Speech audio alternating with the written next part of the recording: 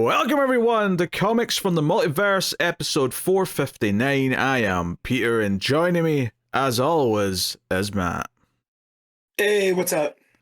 This is a comic book podcast, the DC Comics podcast. We get to go talk about the books we read. Coming up on this week's show, we'll be talking about Batman 160, Superman 26, Absolute Wonder Woman 8, Absolute Martian Manhunter issue 3, Green Lantern 23, Justice League Unlimited issue 7, and Mr. Teriffic Year 1 issue 1. Plus, I got a couple of Patreon books to talk about, so I'll be talking about Batman and the Outsiders 24 and Planetary issue 9 as well as a bit of a bonus at the end. So that is what's coming up on today's show. There's a little bit of news as well, but before we get into any shenanigans, Matt, how was your week? Another busy week, another very hot week, but I was able to counter it by watching some movies. So, I don't have to worry about hockey anymore. So it leaves a lot more open. But yeah, I watched A Complete Unknown, mainly for the Johnny Cash scenes. And had I gone to the movies to see it, I would have been very disappointed because he's in like a total of 10 minutes in that. So also learned that Bob Dylan was kind of an a-hole. So, but yeah, how was your week? Fairly busy. I watched Superman 2 for the first time in like 10 years, so that was... Does it hold up? Parts of it do. There's some parts of it that don't, but the parts of it that don't never really were that good to begin with. So you watched the Lester cut or the Donner cut? The theatrical cut. Because the Donner cut, while it's interesting and it's great that you get to see it, it's not a finished film. So, right. We were doing it for a show, we're reviewing it, so if, I don't think it's worth reviewing the kind of like the unfinished what if cut, if you will. Yeah. So Superman does that weird thing where he throws the S-Shield plastic thing. I think it's Zod or Non. Yes, he does do that. That's the least of the weird things, though. I mean, do you not remember, Matt, that in Superman 2, for some reason, all the Kryptonians have telekinesis? I forgot. I don't think I've seen it since they released the Richard Donner cut, when was that? Really? That was just before Returns, so that was like 2006, maybe 5. Yeah. So we're talking almost 20 years it's been since I've seen Superman 2. Yeah. Any form. Don't get me wrong, So, the villain stuff is what's really good about it, actually. That's the stuff that's mostly entertaining. But there is a couple of quirks, like random telekinesis or, the S-Shield thing that he throws at him at one point or whatever. But by and large, their stuff is the good stuff. But I won't get into it too much because Superman season on the Collector's Cut starting there we go. In about 2 weeks' time. We'll be going through the original 4 films and Returns before hitting James Gunn's new film the week it comes out. So look forward to I love that you're leaving out other ones, and I respect it. Well, I mean, part of it was a time thing because we only had so much time since Mission Impossible came out. We had to fit in a whole Superman season before that came out. But I ain't mad that we're not doing the weird Snyderverse pivot. Yeah. I'm fine with that. Yeah, respect. So, the less we talk about it, the better. I've been very good at not taking bait, so it's good. Yeah. So yeah, I mean that was pretty much the notable thing I did this week. I keep meaning to make a new video overlay for this show. One that's only for 2 people, because I could just make one that is only for 2 people and just have the 3-person one when Connor's actually here. But I keep forgetting to do it. So, bro, my stomach just dropped because I talked to Connor via social media this week, and I thought you were going to say that he quit for a second because you're like, I've been meaning to make it too. I was like, whoa. Hey, that little shit didn't tell me. No. This is just the same status quo. I've just been lazy for like 3 years and not making it an alternate 2-person version. Also, happy 9 year of doing this show. That's right. It was May. In my memories. Yeah. Not counting the WonderCon one-off thing in advance. Yeah, May 2016 was the start. I came across the memory and I went, all because I had thoughts on DC stuff. And 9 years later, here we are. Here we are indeed. In fact, it's about a 10-year anniversary for the YouTube channel in general, for the main one, that is, not the comics one. So yeah, there'll be some summer anniversary related shenanigans going on over the months. But yes, welcome to the show, everyone. We will get stuck into the business as usual, starting with the Kindle rankings, formerly known as the ComiXology Top 10, and we'll dive into that. So, Matt, if you got a guess for what sold, as far as right now is concerned, on the Kindle rankings, what sold the best from Wednesday? All right, so there's a Batman, an Ultimate, and an Absolute book. I feel like I'm playing 3-card Monty. I don't want it to be Batman. I'll tell you this. Those three you just said are the top 3 books. Yes. Okay. Oh, man. I don't want it to be Batman because I have thoughts about this Hattush later, and I don't want it to be number 1, but that's why it probably is. But I'm going to go with what I want it to be, and that's Absolute Wonder Woman 8. That is incorrect. It is Batman 160, isn't it? Nope. Oh, it's Ultimate Spider-Man? Ultimate Spider-Man is the top spot this week. Number 2 is Absolute Wonder Woman. And then number 3 is Batman. So that said, though, it does feel like the Ultimate books beating the Absolute books is that's now 2 weeks in a row it's done that. But that said, though, it's still number 2, not too bad. Number 3 is Batman. Number 4 is Justice League Unlimited. Number 5 is Absolute Martian Manhunter, which is still pretty nifty for that book, actually. Yes. Number 6 is Giant Size X-Men issue 1. Number 7's Uncanny X-Men. Number 8 is Superman. Number 9 is G.I. Joe. And then number 10 is Daredevil, Cold Day in Hell. So pretty even split in that 10 this week, which is always nice. Green Lantern's at 12, so just a couple out of the top 10. Mr. Terrific Year 1 is at 15. So that's not too far down either. That's not bad for a book that kind of crept up on us. Yeah, no, it's not bad at all. So, hey, not a bad rankings this week. Although it would be nice for the Absolute books to keep outselling the Marvel books. But hey, whatever. I mean, what did you aim at? It is Hickman, though, and it's Hickman doing Spider-Man. I get it. I guess. And as long as it's not this Batman run, as long as that finishes in at least 3rd, I'm okay. And that's not just my bat bias. That is we'll talk about it. Oh yeah, we'll have things to say. We do have a bit of news before we get into the books, though, which is kind of weird. So there were some rumblings a while ago about a possible Marvel DC crossover, and we don't really know what the scope of it is yet, I don't think, but we know what it's starting with. A couple of one-shots that are coming later this year, one in September, which is kind of the more Marvel published one, and then the one in December is the more DC published one. So the September book is Deadpool Batman, and the December book is Batman Deadpool, which, can I just say to the comic book industry, we're used to your shit, so we get this, but if you want new readers to grasp what's going on, these titles are horrible, right? They're confusing. It's not obvious you're looking at a different book. It just isn't, right? Just swapping the names around does not make for a clear title of a different issue. But anyway, so the first one, Deadpool Batman, is by Zeb Wells and Greg Capullo. And then December's book, Batman Deadpool, is by Grant Morrison and Dan Mora. So Morrison writing a DC book again. That's... Yeah, and teaming up with Mora, the team from Klaus, which is a book that I thoroughly enjoy. Also, just no shade to Zeb Wells. I'm sure he's fine. But him being the name for Marvel, it's kind of like, wait, what? I'll be honest, I don't think I've read a single issue by Zeb Wells. Yeah, me neither. I just know his name's funny because it's Zeb, right? That's the only thing I know about him. But yeah, kind of funny. DC's like, here's 2 of our biggest guns, and Marvel's like, here's Capullo and Zeb. So, again, no shade to the guy, but you would figure someone over it, with a heftier name would do it, unless Zeb's the current Deadpool writer, which makes sense. He may be. I mean, I think he's definitely done Deadpool before if he's not the current Deadpool writer, so it's not surprising. Yeah. But yeah, cool. Crossover, I guess.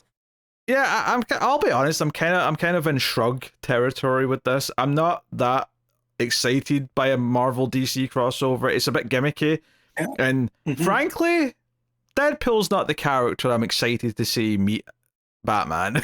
You know? Yeah. There's definitely going to be Deathstroke jokes, right? Oh, I'm sure. Yeah. So, yeah. Looks like they're just one shots currently at the time right now too.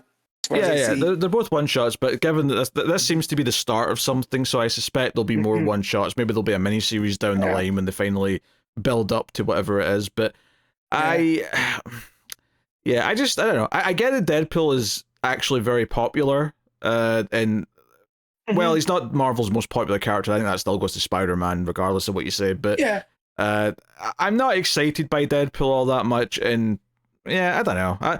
This is like, obviously it's a couple of one shots. We'll read them, we'll talk about them because it's too interesting not to at least give it a go. But it just kind of feels like this is kind of like it's like an exhibition thing. It's like none of this is going to matter, right? None of this is going to affect either universe in any meaningful way. I highly doubt, anyway. So no. That said, Capullo back on Batman's pretty cool, right? Like that's he's a pretty generational artist for that. But yeah, and of course Moira's been drawing just everybody, so now he gets to draw some Marvel stuff, which is kind of cool. So yeah. So I would expect that early next year you'll get, like, I don't know, Superman Thor or something like that. Thor Superman, or I can only get so hard. whatever pair of characters it ends up being. I don't know. Maybe they'll do the alternative. Maybe they'll do Punisher Harley Quinn as the opposite of this. I don't know.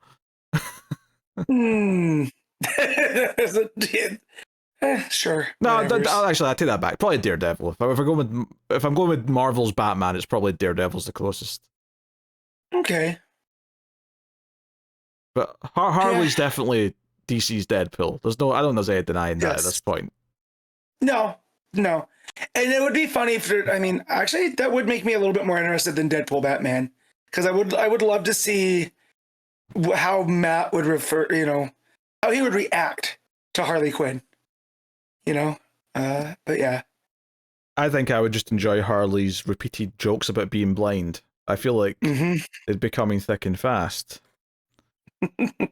But anyway, I mean, obviously it's a curiosity if nothing else, but I have to admit it's not something that's exciting me all that much either.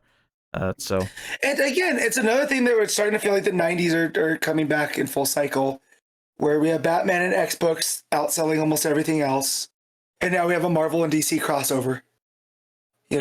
So yeah, it's but definitely. I'm way more excited for what we're going to be building up to in the absolute stuff than I am, any Marvel DC crossover. But hey, that's what it is. And we should also mention before we move on as well that Peter David passed away this week. Now, obviously, it's not a name that we've really talked about much on the show because he's not written at DC in a while, but he was very active at DC in the 90s. He passed away at 68 this past week. Yeah, the hook-handed, pirate-looking, kind of the basis for the Momoa version of Aquaman. That was all Peter David, in the late 90s, doing that stuff. Wait, I knew him primarily from Marvel. What's up? Are you just saying that because he's got long hair? What about that version of Aquaman specifically? Well, so from my understanding from that version of Aquaman, he was a lot more aggressive and a lot less like the version that we're used to now, because John's kind of returned that to the more self. Okay, sure, but that doesn't mean it inspired the Jason Momoa Aquaman. The Jason Momoa Aquaman is the Jason Momoa Aquaman because Jason Momoa can only play himself because he's not very good.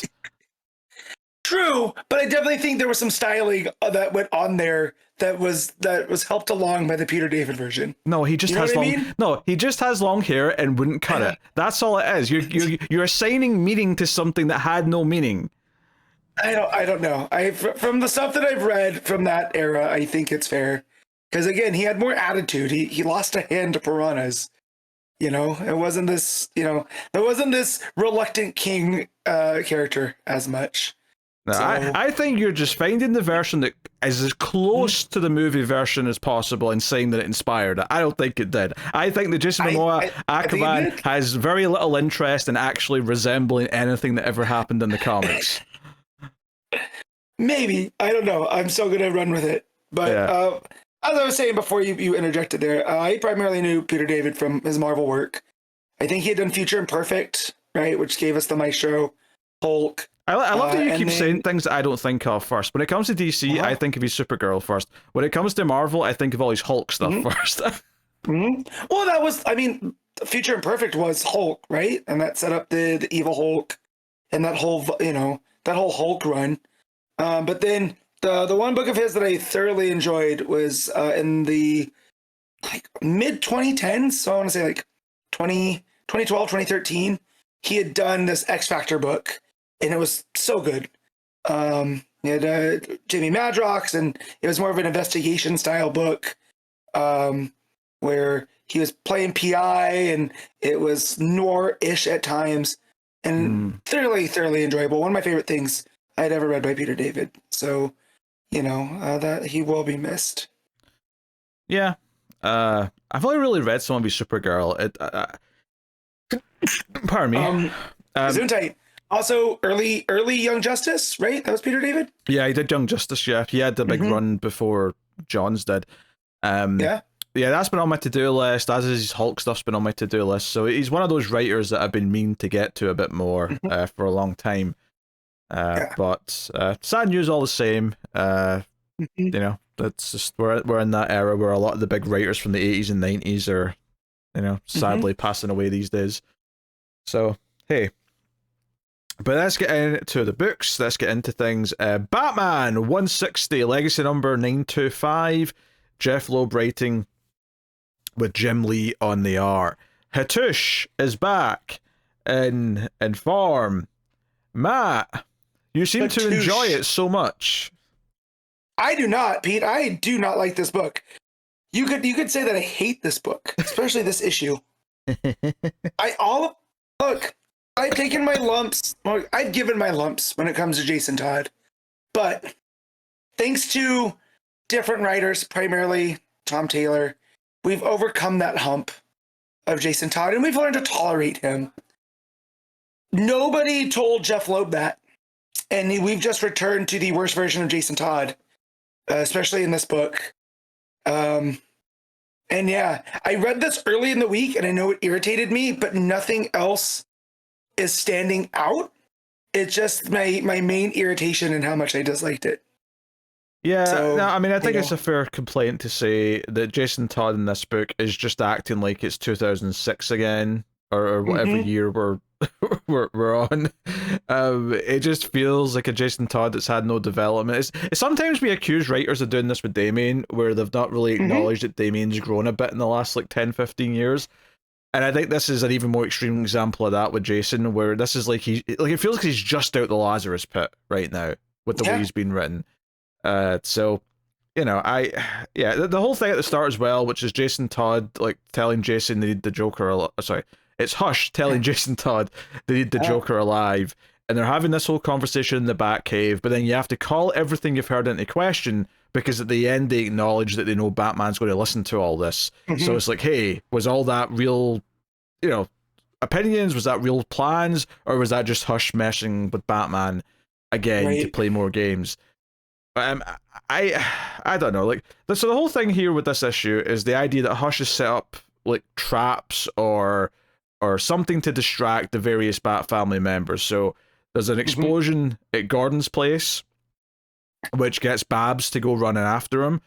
Which, by the way, we've got this Riddler in his stupid outfit talking to Dick and Babs before that happens, and what his interest is in all this remains to be seen, but that gets Babs distracted. It seems that then Dick goes off to... Who's he go off to fight? He goes off to, is it Jason he goes off to fight? Yeah, I believe, because he confront Jason because of what he had seen, or what he had heard from Bruce about Jason. And then I was like, wait, You went over the Riddler real quick. Can we talk about his stupid question mark tattoo over his eye? Or is that paint? Like, what is going on here? I hope it's face paint. It makes more sense that it's face paint. I hope it's face. Yes, this is one of the poorest designs for the Riddler I've ever seen.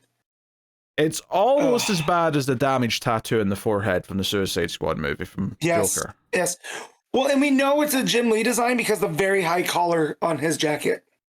It looks like the New 52 all over again. Yeah. I mean, you say that. Red Hood's also sporting a bit of a collar in this book as well.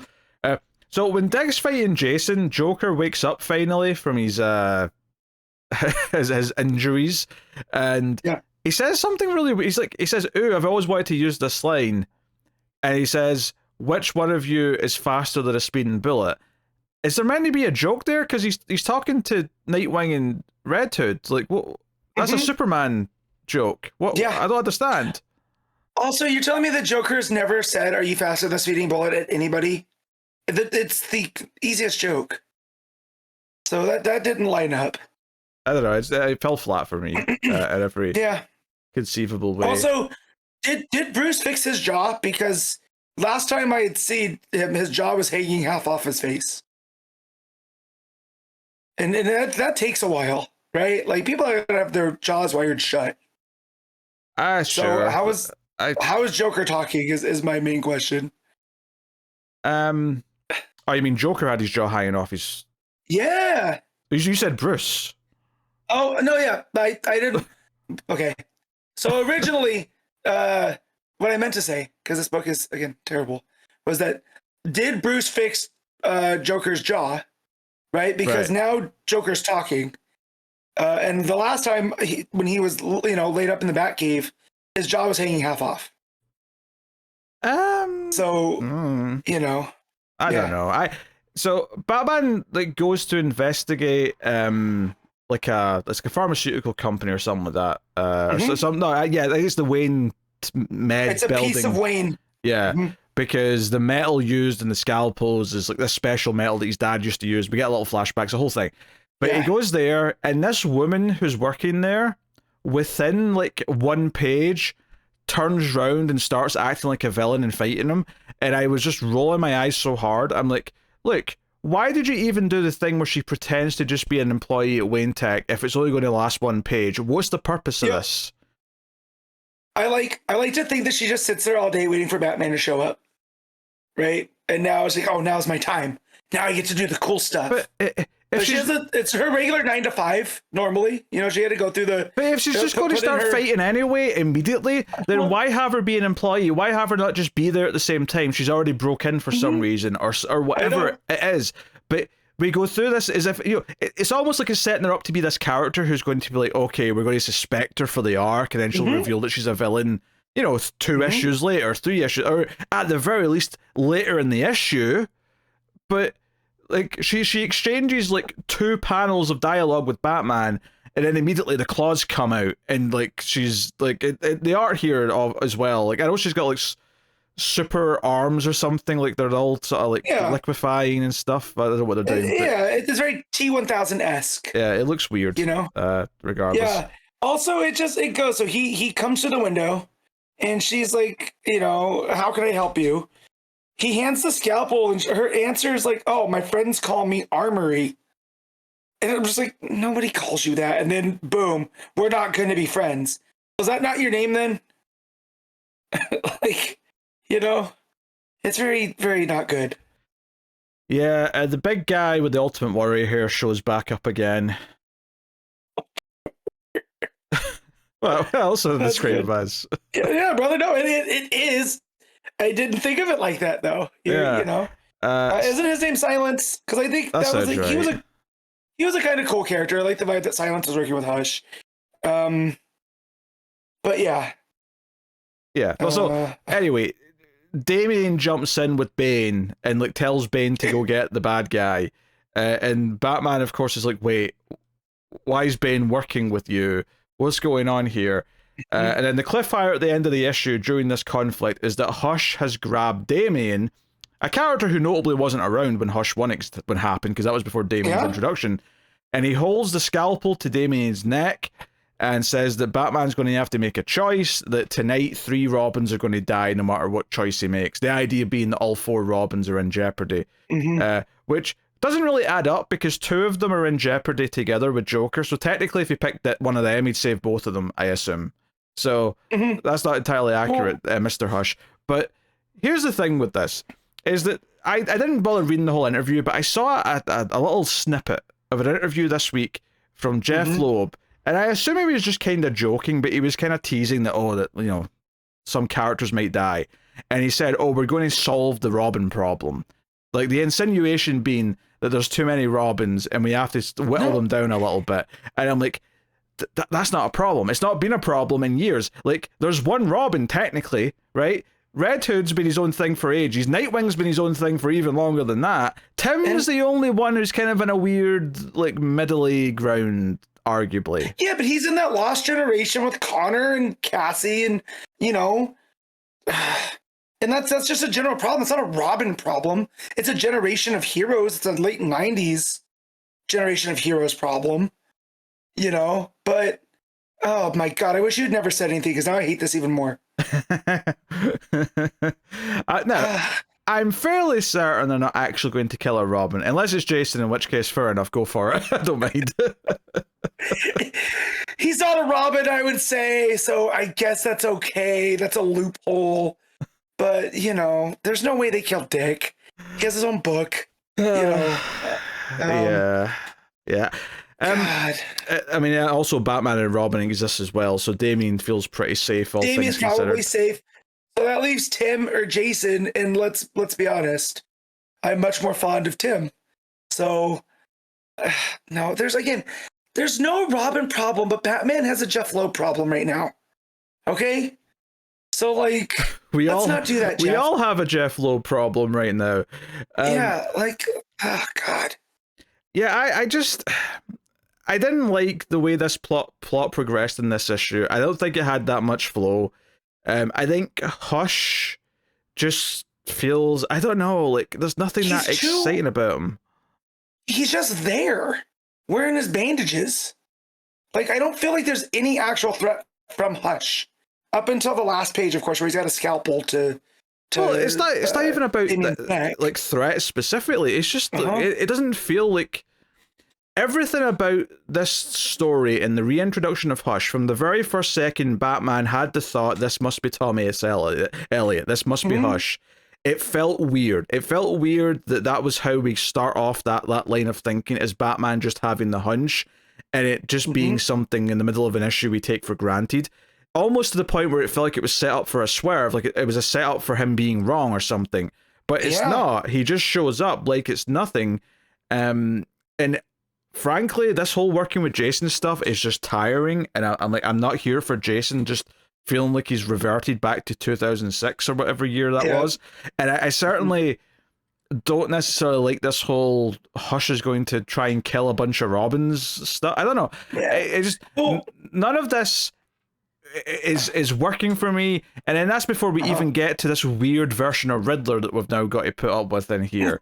That like this comic book is an example of when a writer just decides to do a bunch of weird things with several characters and absolutely none of it clicks, and it's not even like the story that they're all involved in is that compelling or making me excited. The flow just isn't there. There's no build to these things happening. There's no sense of escalation. It's just happening. Even with the bomb that goes off with Gordon, right? It just happens. There's barely any tension to lead up to it. It's I'm like, oh, what's this thing? And then it blows up. But we also kind of just went over. We skimmed over it because it's easy to hate on this too. But there's a lot of internal monologue by Bruce when he's fighting that Silence guy because Silence is using hypersonics, and it seems like Hush is using a lot of Batman stuff against him, which I think that's clever, but to what end, right? We still don't have any context because Bruce mentions that, I used these on Crocs I used this on Killer Croc when I first encountered Hush, right? And then the lady with the scalpel hands, she's using a responsometer, which is what the metal men use, So Batman points out, like, instead of using the criminal element like he did last time, Hush is making his own allies, which again, to what end? You know, like we still don't know exactly, outside of bringing out Batman, we don't know why any of this is going on. Well, I don't think that's a critique, though, to be fair. Like we shouldn't know necessarily yet why. Like, that's fine. If anything, that's the one slightly interesting thing he's done in the book so far, is this idea that he's using all of Batman's tech against him. There doesn't need to be a reason for that. We already know that he's obsessed with Batman and that he would want to like use all of his own things against him. That just feels like it fits for the character. The problem here is just how little actual like build any of the story elements have. Like, say if we had this idea that Hush was messing with Batman over a period of issues, and it built up to this idea, this predicament of like all the Robins being in danger to test Batman, like that could work. I can see a version of that plot being entertaining and feeling like it's putting Batman through the paces. But the way it's kind of just like jumped to like the Joker thing in issue 1, to whatever we did last issue, with the conflict with Jason last issue, and then to this, it just feels like it's racing through the ideas at breakneck speed. It feels like things are just happening so suddenly, and you can have a couple of sudden things, don't get me wrong, a couple of things for shock value is fine, but everything feels like that, the way we're like just flying through this story. So the end result is I just feel like it's just a hodgepodge of comic book nonsense is how I feel about it. I feel so disconnected to it. And honestly, like, Jim Lee's art in this issue is kind of hit and miss for me. Like, I think there's some pages and panels that look pretty good, and like I see why Jim Lee has a fan base and a following. But there's also times where some of it looks kind of rushed. It looks like he's already struggling with the deadlines and he's having to you know, get through the pages a little bit quicker. Like, I don't know. I'm very. I like the fight. I was gonna say I like the fight with silence. Right. I think all that stuff looks good with Jim Lee's composition, and then just the way that when the words come across, they're actually part of the art. Right. They're not like dialogue, so it's just like "you will fall" and whatever, and it makes everything pop. But yeah, some of the other art looks super sketchy and, like you said, rushed. I'm not a fan of the one of Nightwing crawling up the lighthouse. Just it looks a little bit weird, you know. Like the dimensions and stuff are off. But yeah, like you said, it feels very rushed. But there are some highlights, I would say.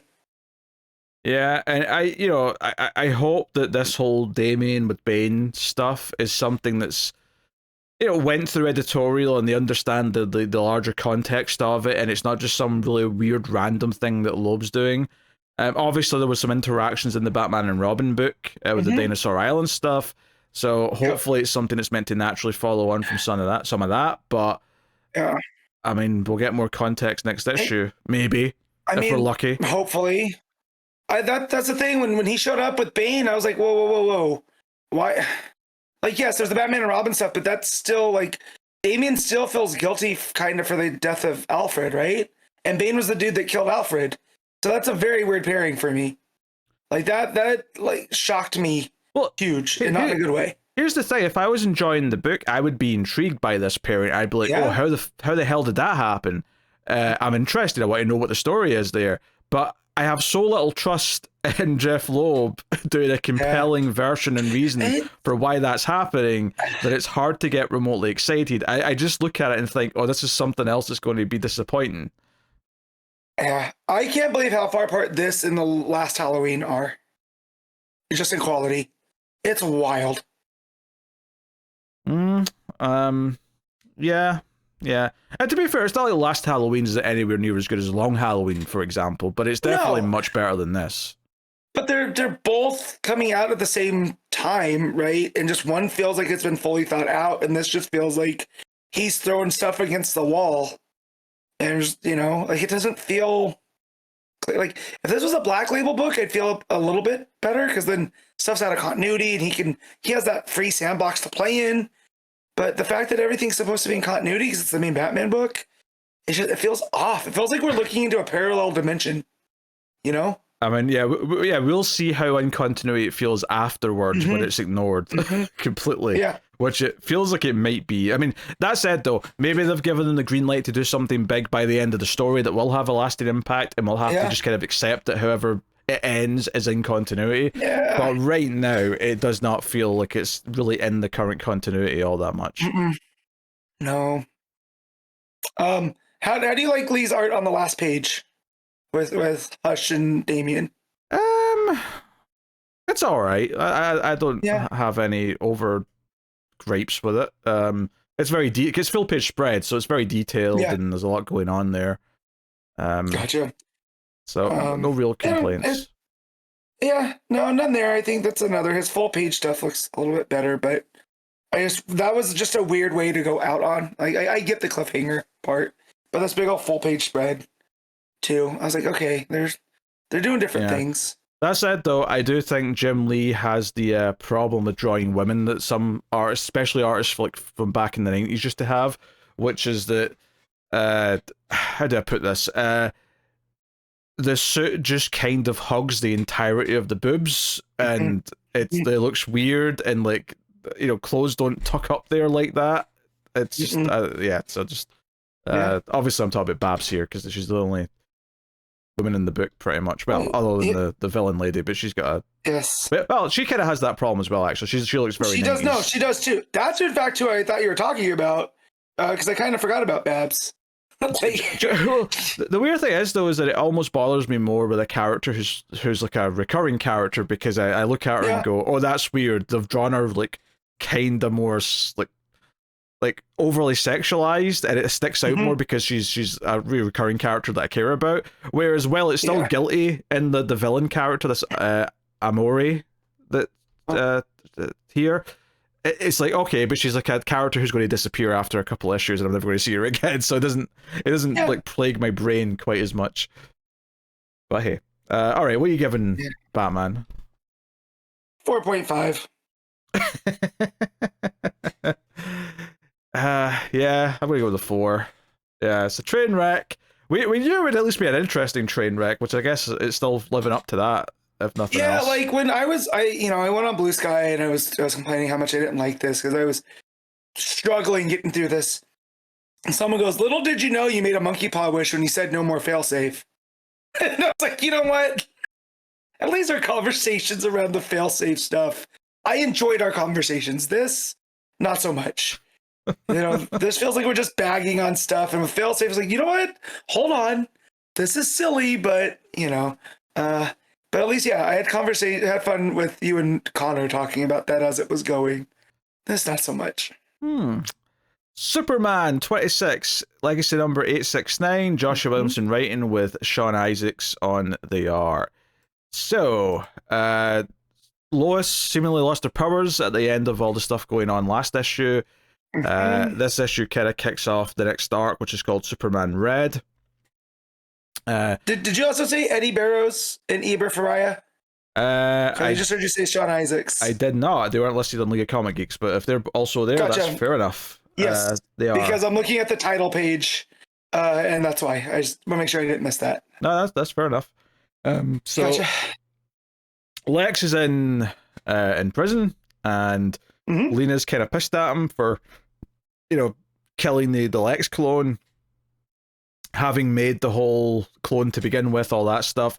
Up in the watchtower, they're doing tests on Lois, and they're like, yeah, we think your powers are pretty much gone for good. They're not recharging. Who knows if wherever you get your powers from, it's like maybe they've reverted back to whoever that is, or maybe they haven't, and what does that mean if so? And Lois just kind of tries to say that it doesn't bother her. She's going to go back to the Daily Planet. Like, she loved what her life was before she had powers. She doesn't need them. But and it seems like a happy enough moment between her and Superman. Although later on, when Lex is saying, what do you think that's doing to her, having all that power ripped away? Like, it does cut to her, some panels looking kind of sad on top of the Daily Planet, implying that, yeah, maybe it is actually taking a bit more of a toll on her than she's letting on as she's talking to Superman. She's sort of like holding it in a little bit so he doesn't have to worry about her. I guess that's something we just have to kind of like neatly tuck away for now. As the Superwoman stuff. Because we do get an interlude when they first start talking about that. When Lois goes to the boom tube to go back to Metropolis, we get the interlude with Zod fighting the Coons, and the Coons have the supercore weapons. So he sees the S sigil on the gun, and that's the last thing that we see. So I do think that that's put there for whatever reason. Like, do we think that her powers came from Zod in some weird thing? Or I feel like we do know that, or at least the very least it was heavily implied that they came from Zod. Yeah. Right. So like, what's at play here? Because that doesn't seem to be part of the absolute power stuff that had happened. So curious to see where that goes in that interlude. But yeah. But what makes you say it's not part of the absolute power stuff? That's when it happened. Right. But right. So again, I'm having blanks here. Right. How would have Waller gotten the powers from Zod? Right? Because Zod's off on another world. Yeah, but you say that as if she was picking the powers from all the other heroes as well. All of it was random. Okay. I'm struggling to remember that aspect of it. No, like Waller wasn't like hand picking what went where. They're all just kind of random anomalies, like when everything went back to normal. Or mostly normal, I guess. But wasn't the Amazos the reason for the powers going out? Right? Or was there a device? I can't remember. I read too many comic books at this point. I mean, you're asking questions I don't have answers to, but I'm just like, when it happened, it was heavily implied that in the same mix of time where like some of Martian Manhunter's powers went to Grodd and so on, Zod lost his powers. Lois suddenly has powers. Like, they happened at the same time. Maybe they'll swerve us later and say it was a different reason or something, but there is nothing to suggest as of yet that it was anything else other than that. This is you overthinking it again.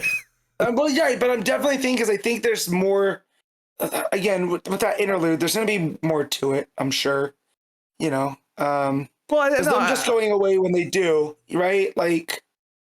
Well, I don't see why you think this is going to be more to why the power thing happened, though. To me, this is just building up to Zod interacting with the characters again, because one, he wants his powers back, and two, now he's pissed because the Khunds have got supercore weapons, and he's probably got some questions about that. This is more about building to him intercepting with the characters again, as opposed to they're trying to reveal more about... Now, again, they could reveal something later, I don't know, but I don't think... that this is here because we the audience already know that the powers came from Zod, so it's cutting to him because it's just put it into your head, did the powers go back to him, and if they didn't, then where did they go? Culinary Joe. So where did you know what, those are the powers, where did you come from, where did you go? Yes, that is the mystery. So anyway, it's not the only interlude in this issue either. They have that bit of structure here. Lena's yelling at Mercy, who's not in prison, despite the fact that she's the one who did all the bad things in the last arc. Lena says, "I'm done with this place. Everyone betray me." That was a Tommy Wiseau reference. And she leaves. Superman says that he's going to take down Supercorp. It's done. He's going to dismantle it. Mercy says, "No, you can't do that." Gets all angry at him. It's a whole thing. Lena seems to steal a super bike and goes to Midvale. That's the implication on the page anyway. So she might pop up in Supergirl, which is kind of interesting if she does. I wonder if this is like a weird thing they're kind of like bringing in from the TV show a little bit, where they want Lena to be like a Supergirl supporting character. Yeah. I mean, they're very different versions of those characters, both of them, but sure, why not? I have no reason why not. And I do love that art when Superman's talking to Mercy, how everything's like yellow behind them, and the red really pops with the blue, like because it's doing like a sunset kind of thing, but just playing with those Superman primary colors. I think it looks really cool. Yeah. Yeah, also Superman has a shit-eating grin in his face as he basically flies away because Lena stole a super bike and Mercy's not happy about it. There's another interlude at the end of time, which is teasing the Legion of Darkseid, or whatever they're called. What are they called? Legion of Apocalypse? It's Darkseid's Legion. Darkseid's Legion? No, it's Darkseid's Legion. Okay, right? All right. I'm just questioning the name. I'm like, I don't remember if that's the exact title. I don't either, but yeah. They're torturing Time Trapper, and they're trying to get into him. And the interesting thing here, and this is actually genuinely quite interesting, is that Saturn Girl from Doomsday, future Doomsday's mind, is basically learning a lot about this world Superman, or Superman. And they're basically saying, this Superman's so different than the one we've got back in our universe. Like, why is Darkseid so scared of him, or think... Maybe that's not the word they use, don't use scared, but why is Darkseid so concerned with him if he's got that much, like, empathy, and he's so compassionate? Yeah. Like, so it is quite interesting, some of these characters from the Absolute Universe starting to get their first kind of taste of what the regular versions of the heroes are. But this is the sort of thing where this feels like, well, obviously it's tying into this run because it's the Time Trapper Future Doomsday stuff. Yeah. It does feel like the interesting part here is what it's starting to seed for later on, you know, main universe, Absolute Universe, intermingling, crossover, or whatever they're going to do. So, but yeah. Yeah. Cool. So like they tell Lightning Lad, like, be careful, you don't want to kill him, because that's like the ultimate thing, right? The Time Trapper wanted. You know, so they're having to play with this, you know, fine line, which I like that interaction between the three of them too, to see this dark version of the main three from the Legion. So that was cool. And then Superman goes to see Lex at the prison, and he is drawn here with, I have to imagine the reference photo for Superman's frown was a photo of Grumpy Cat, because the way he is frowning at Lex is so comically like, I'm mad at you, Luthor. Unsee it. Yeah. No, I can't unsee it. Oh, he is. Grumpy Cat is grumpy. So, a couple of things here. Lex establishes that anyone watching the security cameras of his cell will hear a different conversation, and it like cuts to the security room, and they're just talking about the Metropolis sports teams. But Lex is like, hey, I still want to try to help you. Obviously, like, you're pissed about me killing the clone, there's nothing else, blah blah blah, but it gets to the point where he's like, I can get Lois her powers back, I know how to do it, it must be hard on her. And this is when it cuts to like some panels of her on the Daily Planet looking kind of, you know, up at the sky, kind of like sad, and been like, oh, I could fly, now I can't. Now there's maybe some interpretation here that you could say that this isn't really what's happening, this is just what Lex is kind of saying is happening. But I think it's maybe a bit more interesting if we're going to like deal with the aftermath of her having powers for a while, is that, yeah, there is some feeling of loss when they go away, because she could just go and fly next to him, and now she can't. Well, yeah, because she was never closer than she was with Clark, right? Like, they were, not that he doesn't view them as equals, right? But like, she wasn't just, you know, Lois Lane reporter. Right, she got to get her hands dirty instead of just, you know, standing back and doing that type of stuff. So it does make sense from that point, but it's also Lex. You can't trust most things he says, right? So when he's like, well, what do you think that's going to do to a marriage? And I can't help but read that as like him, like, trying to needle at Clark, right? Like, even if it doesn't come off here, like he's actively trying to do it, that's just where Lex's mind goes, you know? It's so tough. It's really interesting. It's tough to say, because it's like, it feels like he's still trying to like help him. He's still fully in this, I want to work with you, Superman, to get this done. But what happens here is that when he kind of implies that she might start to resent him when she keeps seeing him use his powers when she doesn't have them anymore, the red kryptonite that's in his system, which I'll be honest, I forgot about until they brought it back up. Me too. Yeah. It starts to go nuclear, and he starts to get angry. Speech bubble turns red, and it's like there's energy coming off of him, which is destroying the place around him. He looks all sinister, and he's like, "What did you do, Luthor?" And he starts chasing Luthor through the prison, whilst there's various like security bots and stuff trying to like stop Superman. And Lex ends up next to the cell when he's running away that contains Farm and Graft, the villains from the first arc from this run, from Williamson's run. And they're like, oh, the game continues, ha ha ha. So I hate these two so much. Oh yeah, we're doing the thing where this was all part of their master plan, pretty much. Yep. This was always what they intended. And then Lex is like saying, hey, help me stop this, help me save Superman, and then we'll have our three-way fight that you've been wanting the whole time. So Superman's fighting robots. He eventually is able to get the feeling under control, though, and he kind of calms down. Yeah. He fights it, and he's like asking for help. And the cliffhanger of this issue, because Williamson remembered all of his first arc, is Marlon Moonlight shows up and says the Metropolis must be saved from Superman. That's your cliffhanger. Look, she's not wrong. He is kind of hulking out right now. He's got red lightning coming off of him. It's destroying stuff. Metropolis does need to be saved, but not in the way that I think Marilyn wants to, which is with one of her revolvers. You know, I just here's my thing. The little epilogue, or not epilogue, interlude of Zod. Interesting. Mm-hmm. I like the idea of him seeing that symbol on one of these weapons and having like beef to come back and see Superman because of that. That's interesting to me. The other interlude with the Legion of Darkseid finding out about Superman via Doomsday, that's also interesting to me.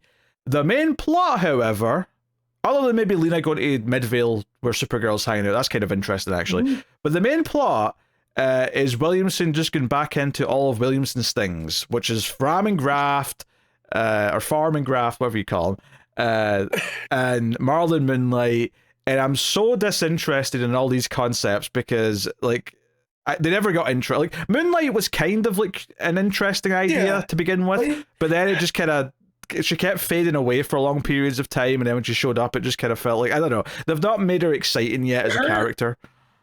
Her kind of being the spirit of Metropolis, I'm curious in. I do like her as a concept, but to go from Graft and Farm, and I was like, oh, not these two again, to the final page being Marilyn Moonlight, and she does look cool. The art looks really good there. You know, it's playing with the white against the darkness and whatever. You know, I like that aspect. But you saying Williamson going back into Williamson things as a negative is one of the funniest things that I've heard, because it might be our biggest critique of him. This happens on every series we read that he does. It's so like it is. It's Williamson doing Williamson things again, and man, Farm and Graft sucks so bad. I hope I was never gonna see them again. And now, what does Lex mean? The three-way dance of death? Like, what the hell is he talking about? Lex wants to fight the guy in the wheelchair. He's like, I'll take on the one in the wheelchair and then take care of the other one. That is the most Charlie coded Lex has ever been. But yeah, like that again, Williamson get a Williamson. But then, you know, Marilyn, I am curious with the Marilyn Moonlight stuff, you know, just because that whole Superman going back in time thing, I think I liked more than you did, like significantly more than you did. So confused as why Metropolis looks like an old West town, but whatever. But how Graft and Farm play into that with Marilyn Moonlight, and I still want to know where that goes if we ever get there. But it is a bit suspect that the two things that are the most interesting are the things that aren't directly tied to what's been going on, right? Yeah. So I don't know. I have the same lukewarm feeling I have when Williamson's written other things. It's still perfectly readable, and there's the odd little moment of joy here or there, and it's definitely better than Hatush. So take what you will, I suppose. But I'm hoping that Unlimited, Superman Unlimited, that is, ends up being a bit more enjoyable as a long-running series than the main book is right now. So we'll see. I mean, for having like 3 artists, it's not bad. It definitely some different styles. You know, you do see a bit of a switch here or there. I don't think any of the art particularly looks bad outside of maybe that over the top like grizzly face on Superman. That said though, that's right before it changes. Like the page after that is clearly a different artist. So like it's like really like it's very Eddie Barrows, I think that is, and then you go to the next page and I'm going to assume that's Isaac's. I could be wrong, but because I feel like Ferreira and Barrows complement each other a lot more, because I feel like they've done like issues together before where it's not been too striking a difference. And obviously the interludes are different artists, and that's fine because they're very separate. They're doing different things, so that's all right. But anyway, it's fine. Matt, what are you rating Superman? I'll give this the straight 7. That's a little bit too on the good side for my liking. I'm going to say it's a nice 6 out of 10. It's okay. All right. Absolute Wonder Woman issue 8. Kelly Thompson writing with Hayden Sherman on the art. So new arc on Absolute Wonder Woman. We've been enjoying this book quite a bit. I was really excited to get away. I mean, as much as I enjoyed that little two-parter, it was nice to come back, get the rest of the cast back. We get a nice recap page at the start of this, which I thought was cool. I read it, even though I didn't really need to, but it was still nice to just summarize it. And I love a good previously on page. Yeah. You know, if they have the real estate to do it, let's do it. You know. Why not? Nice summation of what led us to here. Especially, like, you know what? See if the argument is it's a waste of a page physically, then put it in the digital version, because the digital version doesn't matter. The extra page isn't taking up anything on digitals. Yep. You know, it's like what 2 kilobytes? Like, just give us it. Yeah. So anyway, Wonder Woman is apparently on the outskirts of Gateway City. She owns a fairly sizable plot of land, which the others, when they show up, are quite surprised by. But it turns out, no, she literally owns it through a company name, through an LLC. Apparently, and what's the goddesses set up this a long time ago, and this is all part of the plan. So there was an LLC already purchased some land for her. You try to find it. You try to find the name of the company. I'm trying to find the name of the company, and Hecate Holdings LLC. Hecate Holdings, so, that's what it was. Yeah, there you go. Yes. So that's that. Also, the more interesting thing in this issue, though, arguably, is we get a lot of Veronica Cale, and we get a lot of the fact that she has Dr. Poison, who is effectively just a gas inside like a old, like, I don't even know what sort of suit this is, like an old, like, hazmat they suit? do call it a World War... Yeah, they call it an old World War II relic, right? Is that what she calls it? Yeah, but that doesn't specify what type of suit it is, though. I mean, it gives you the era it's from, but it doesn't tell you what it was for. No, but I would definitely guess that with the type of helmet and whatever, it was definitely like a... Not quite a hazmat, but definitely going into a dangerous place. You know, but the fact that it holds the gas away, it makes me only wonder if it was like an anti-gas kind of suit, you know? That would make sense. For the monstrosities that were happening there. But man, I always forget about Dr. Poison being a Wonder Woman villain, because there's not too many more modern stories with Dr. Poison, right? We always get Cheetah and Dr. Psycho and Ares, you know, so seeing Dr. Poison show up here. Dr. Poison did show up during our time on the show, though. I remember Dr. Poison showing up. Yeah, but I just not in the same way that some of the other villains usually do, and it's instantly synonymous with Wonder Woman. You know, not like Cale. Like we see Veronica Cale, I'm just like, oh, cool. So when this was leading to Dr. Poison right here, I was like, oh man, all right. So Kelly Thompson's, we're going this direction. Cool. I'm really into this as a second big arc for this book, because the threat in the first arc was a big mythological monster. So having a very human villain, and then more specifically Dr. Poison being this weird science, like, experiment gone wrong type villain, is really cool to me as a contrast, because it's a more sort of real world but science fiction-y villain.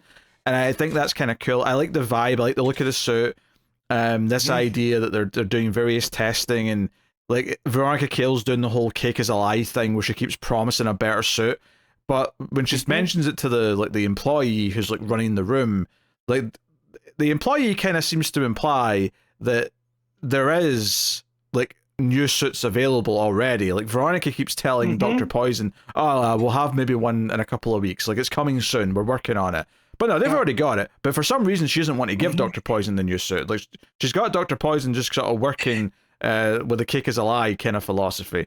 Which... Yeah, because Dr. Poison mentions, like, it's hard to do fine motor things with these big old gloves.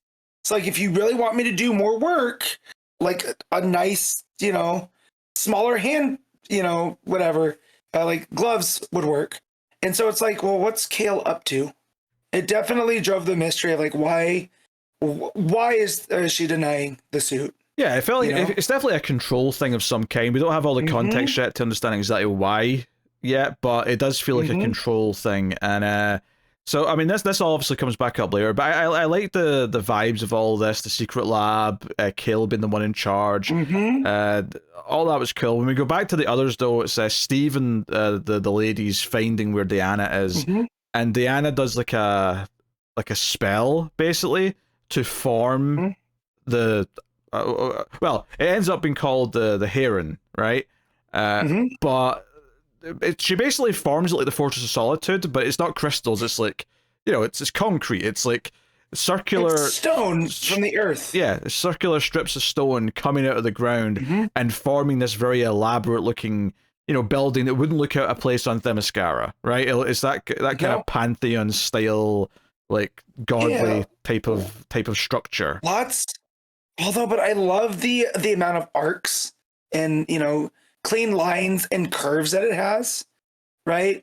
It is almost like the anti-Fortress of Solitude in that way, where when we see the fortress, it's got the crystals and they're jagged and they're pointy. This is all a nice and round. It's a bit different, and it really is something of her own, because I don't think I've ever seen anything like this in Wonder Woman. Right, like it's usually like just a regular building that she's operating out of. So the fact that she has kind of her own temple, Temple of Solitude, I guess you can call it. Yeah, all right. Calm it down, Matt. So the characters are inside and they're sort of chilling out and they're impressed by it, but Wonder Woman hears something that none of them can hear that freaks her out.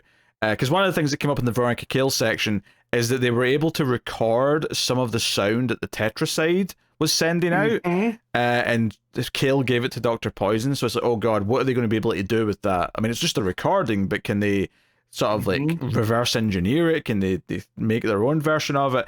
And Diana's hearing their version of it, and she's able to kind of like fight through it and find the source, because it's not obviously as potent as the real thing, but that's what she's hearing. And there's all these like robotic spiders like running around the middle of the city, which she starts stomping on. She helps a couple of civilians, but she's like, crap, there's tons of these things.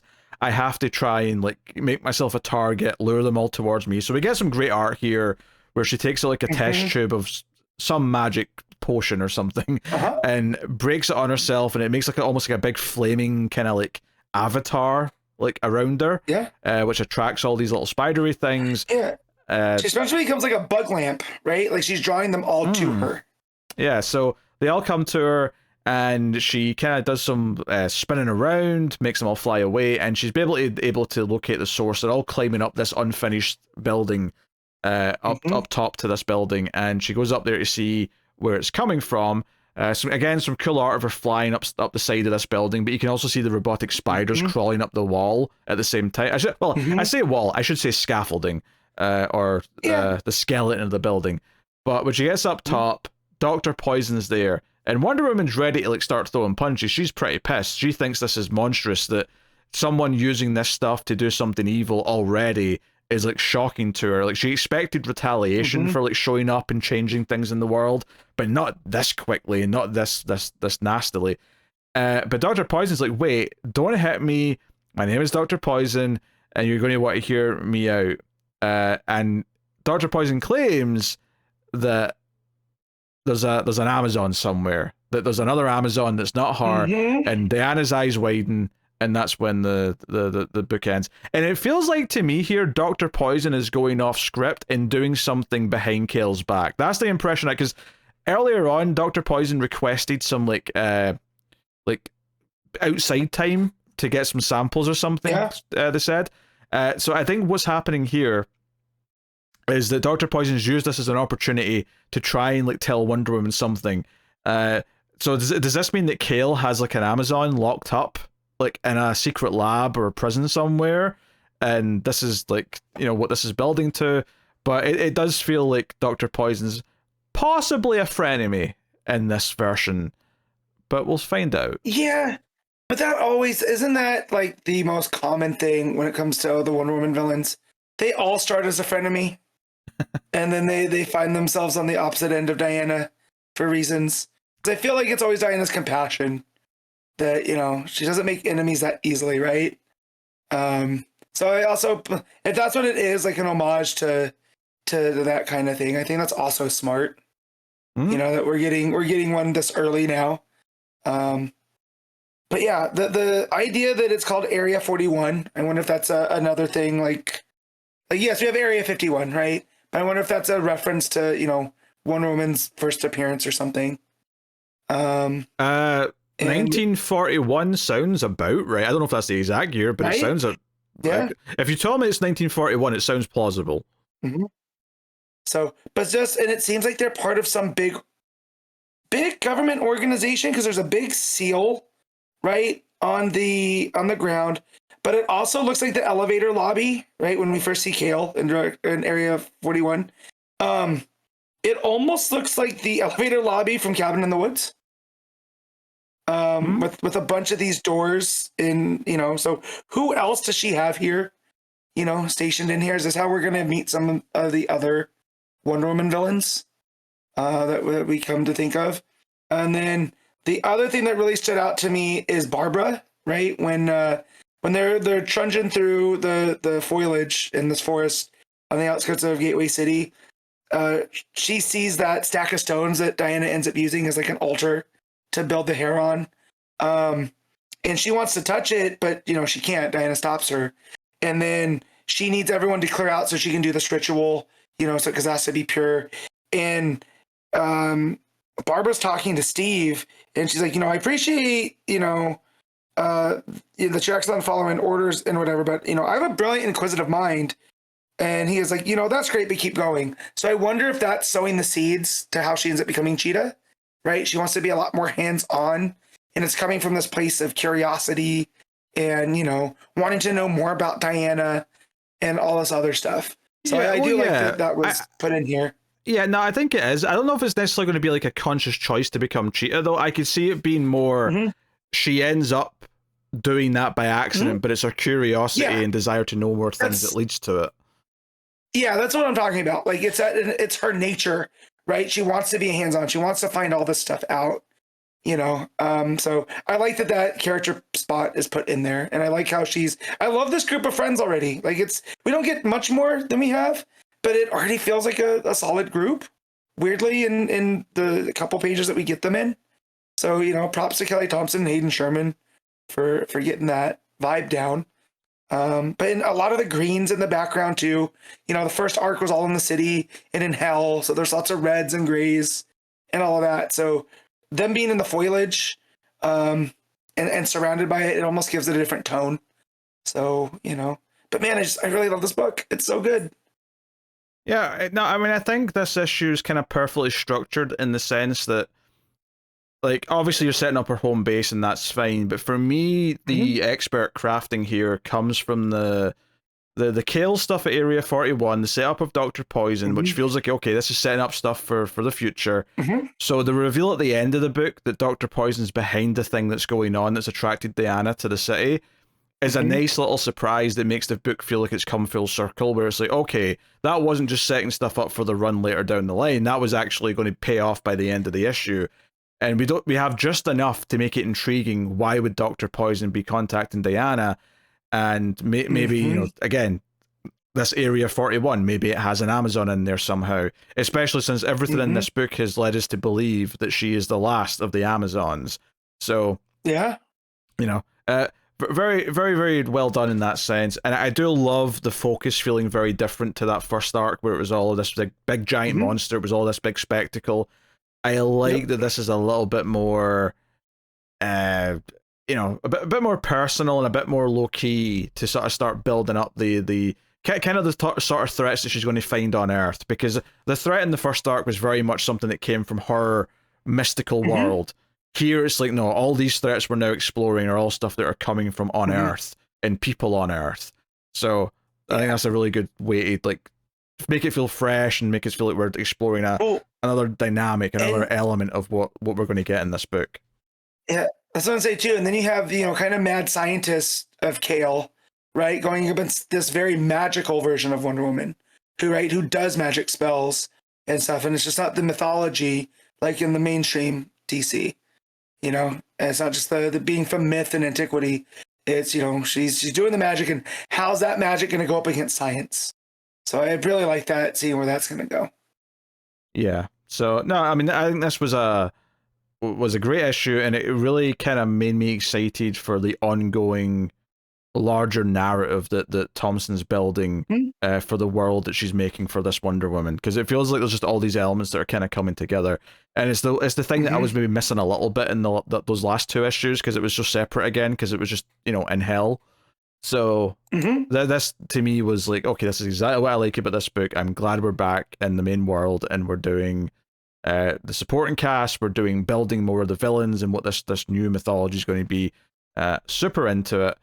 And Sherman's art is obviously very well laid out. I think obviously maybe the standout for a lot of people will be that 2-page layout where the building's coming up and being formed, because the panels kind of mimic the shape of all the stone.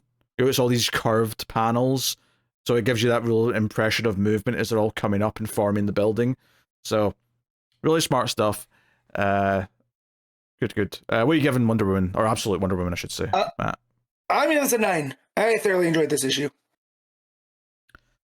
Yeah, I find it hard to argue with that, honestly. I think it's a 9 out of 10. The book's been firing on all cylinders pretty much the whole time. So cool. Absolute Martian Manhunter, issue 3, Deniz Camp and Javier Rodríguez on the art.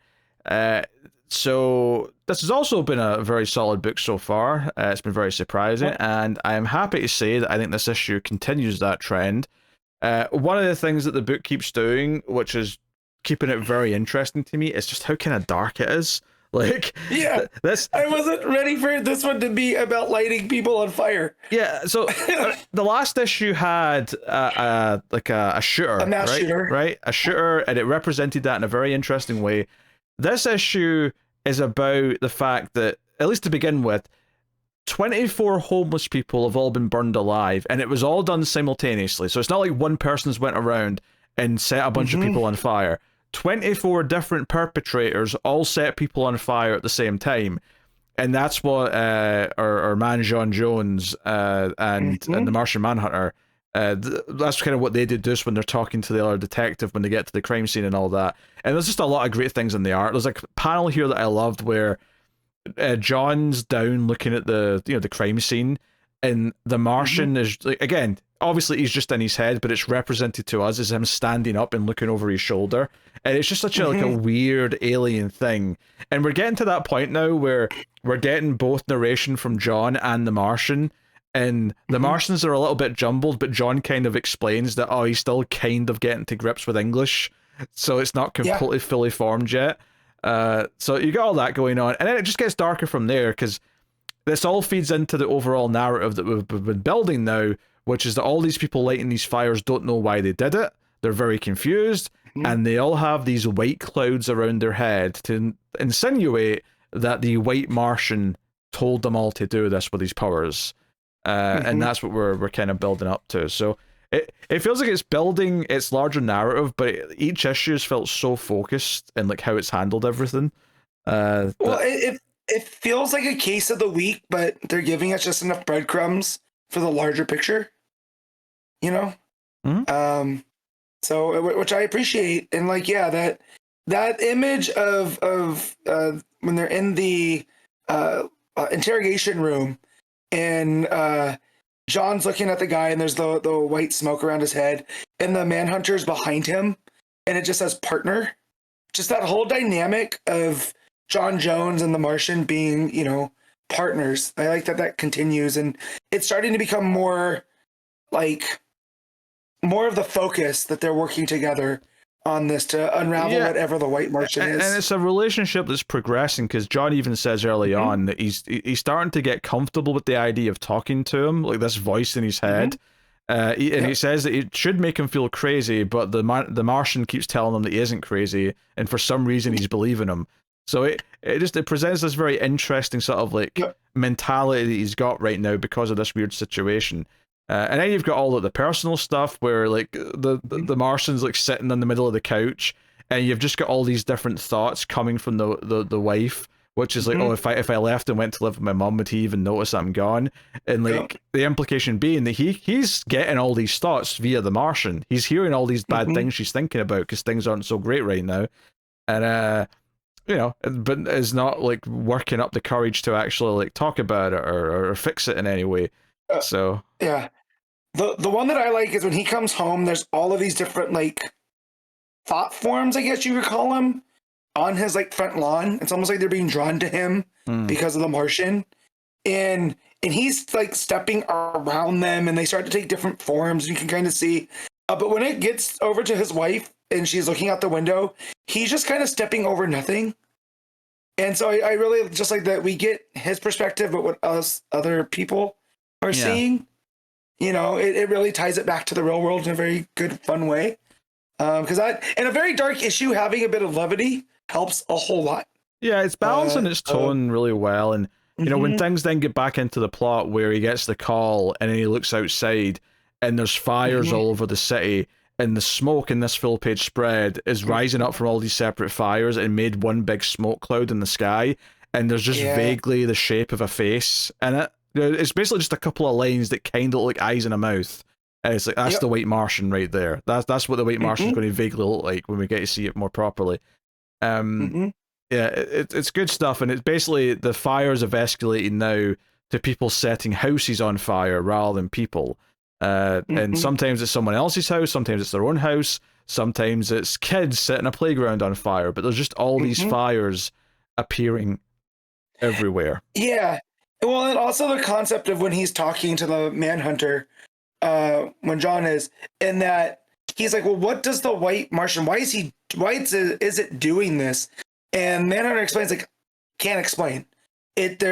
It's, you know, why, what's he said? You can't explain, can't explain the criminal justice system to a sunflower seed, or, you know, lay out prisons to a pebble. So it's almost like it's beyond. Right? Well, no, I guess more specific than that, though. And actually, I think the exciting part of the explanation is when he basically says, you know, he's destroying homes, and you see a home, but that's not what the White Martian sees. The White Martian is not trying to destroy houses. He's trying to destroy the idea of a home. Yeah. He wants to take away the idea that a home even exists. And that's really like trippy, kind of like, but it's almost like a Ram V thing, is that the idea of home and just try to take it away. Which feels like really dark, and it makes it feel it's like, it's one thing to say I'm going to burn down your house, it's another thing to say I want everyone on Earth to not even remember what a home is and not have that feeling of like a place where you can go and feel comfortable and secure. Safety, right?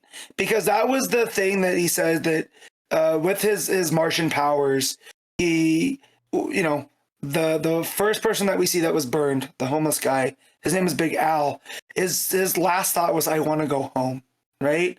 But, you know, what is home to someone that doesn't have one? And that's where this, you know, it gets revealed, like, it's the concept of safety. In the last, you know, thoughts, this guy just wanted to be safe. And that's such a primal thing, right? Like, it's such a bare bones desire for a human. You know, and that's what it's trying to destroy. And I think an important detail there is the idea that this homeless guy who's been homeless for 20 years still had that thought, I just want to go home, as he was burning alive, says that that's how strong the idea of home is that even for someone who's not had it in a long time, still has that desire to experience home. So it sets up this idea that it's not just someone who's like, it's not just about taking the home away, it's about taking that desire to go home away. And then it escalates even further, where John basically figures out that the next place they're going to target is this old hotel that's actually now a homeless shelter. And that's going to be burned. That's going to be where they go next to kill people. So we get this great sequence when John gets there, where it almost looks like all these different ideas representing what the White Martian is, like, you know, trying to do, or it's almost like the smoke, or this multicolored smoke, very much like the Martian Manhunter stop, like, color powers, are all hunting people in the building. But there's a great moment when the Martian comes swooping in with John and actually grabs one of these like multicolored like smoke shapes that look vaguely like a person, and like takes it by the neck and starts ripping them apart, almost like the idea that the Martian can like fight these telepathic ideas whilst John's, you know, physically running through the building and trying to save the people that are inside. So it's a really big sequence, and the book, we're in issue 3, and every single issue by the end has surprised me at least 2 or 3 times with how it's represented a new idea visually in the art. The art Yeah. keeps me on my toes in a way that I don't think any book has in a long time, where it keeps doing very inventive things that keep building on the language that it's already established with the reader, where it's like, hey, we've set up that this thing represents this, that this means that, and it keeps building on it and doing new things with it. Really, really cool stuff. So Yeah. Well, and just the idea that these are like the people that are trying to run from the fire, they're almost being paralyzed by it's almost like their own fears. It, you know, it says like they're running from something, and it's a girl hearing, you know, her dad saying, you know, you've made dad angry, and then poverty and persecution. What's up? He said, you know, like 4 times in the span of like 5 seconds. It was really quite impressive. Sorry. Because I'm trying to process all of this stuff at one time, right? But it's funny when not only do you say it so much in such a short span of time, you said 2 in a row without anything else in between. You know. I'm like, okay, I get it. Take a breath. Gotcha. So, breath. And you know, it's like, anyway, but poverty and persecution and addiction, and it's taking the form of like syringes and whatnot. So it's the people are seeing all of their fears come to life, and the Martian just comes in and grabs one by the neck and twists it to death essentially. And then we see the person that it was affecting, you know, change color, right? It's almost like they've come out of that haze. They go from like a dark color when John touches her to like this orangish, right? And again, it's just the art and the colors and everything coming together to effectively tell the story. No, it's really well done. And then obviously you get this kind of spokesperson for the White Martian who kind of appears, saying she has a message for the Green One. And we kind of end the issue more or less with this kind of, you know, a bit of a monologue, if you will. Yeah. You know, it welcomes you to watch. It loves an audience. You know, kind of really paints this White Martian as like the White Martian in this book feels like one of the best villains DC's had in a long time. It's yeah, and you go. It's really hitting the dark side of things, right? Where the concept of dark side being a force of nature, which we'll get on that in a minute, I'm sure.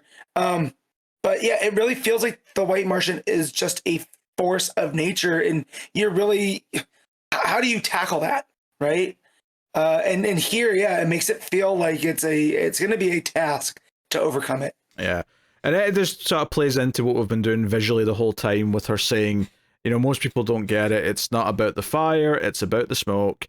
You know, yeah. So yeah, this woman who was being used to deliver this message collapses all burned into John's arms at the end. And yeah, they've done such a good job of painting the White Martian here as such a ethereal force that's so powerful that it's like, I almost want to like say it's like a, oh god, I want to compare it a little bit to Kilgrave and Jessica Jones, but in a way a lot worse even. Because Kilgrave had the whole thing where he could tell anyone to do anything he wanted and they'd be powerless to stop themselves.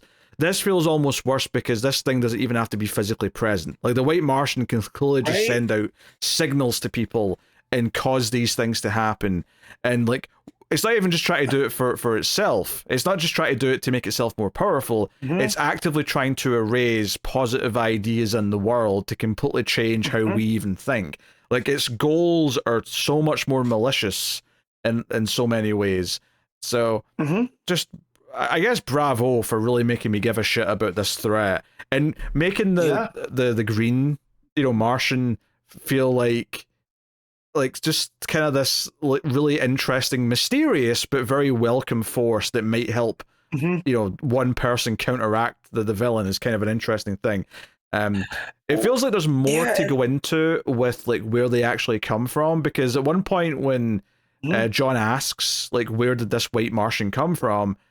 He says, oh, it's so far away, it would be pointless to even put it in terms of any, like, distance you would understand. Yeah. So it doesn't sound like they're just coming from Mars. It sounds like they're coming from something very distant and far away, which arguably makes it even feel more ethereal than just a couple of aliens from the nearest planet. Yeah, right.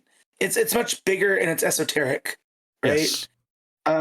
And Also, I feel like they're building his partner or the other cop, right?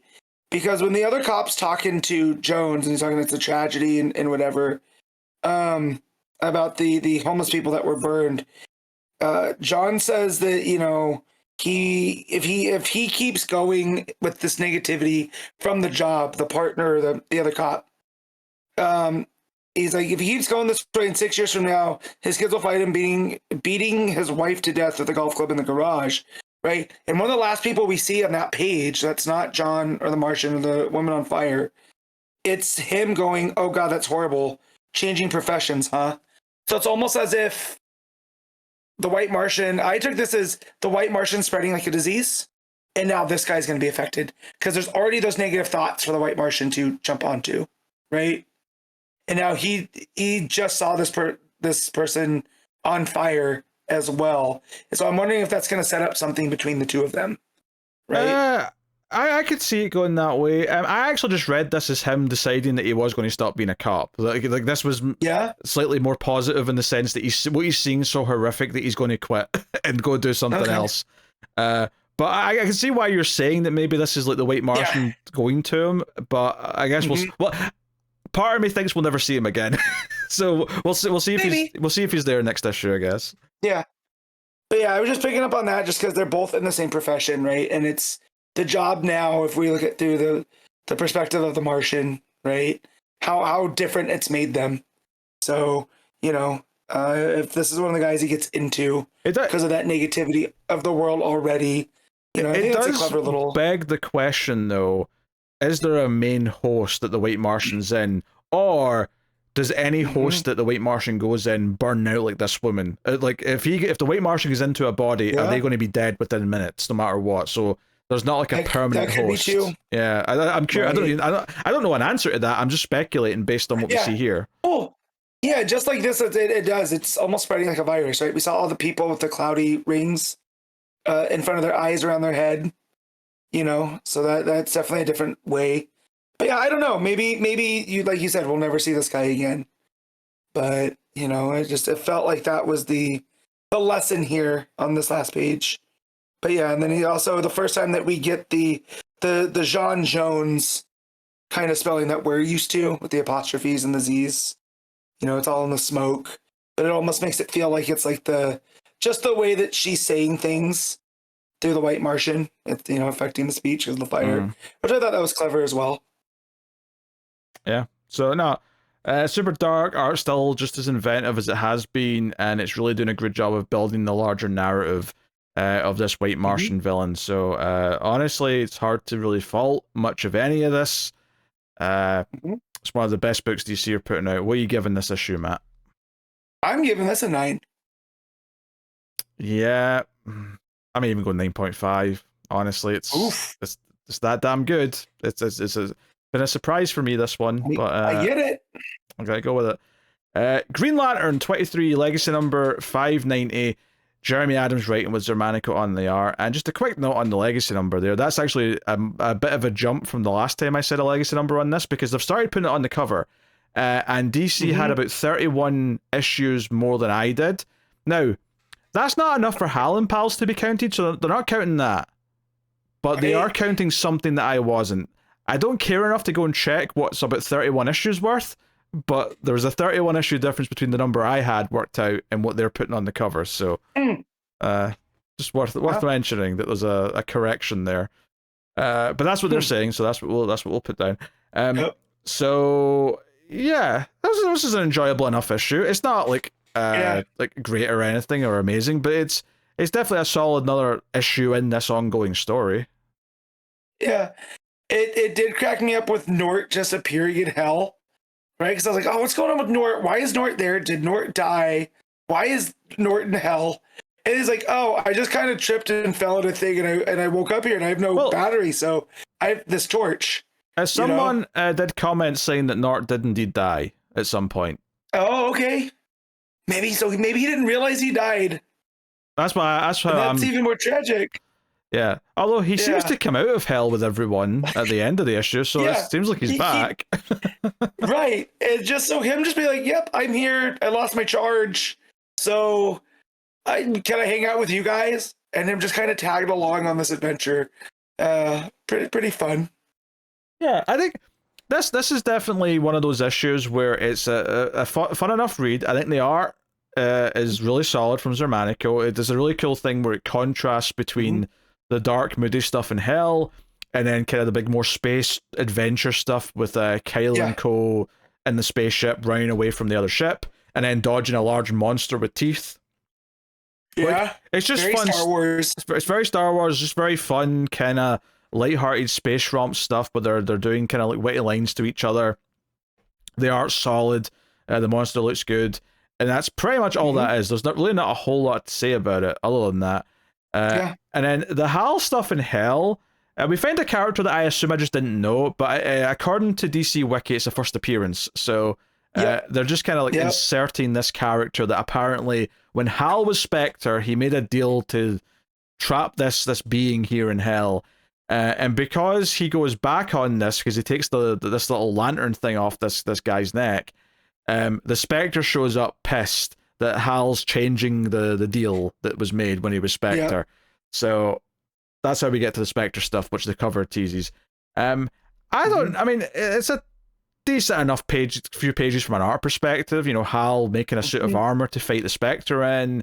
You know, like, everything looks really good.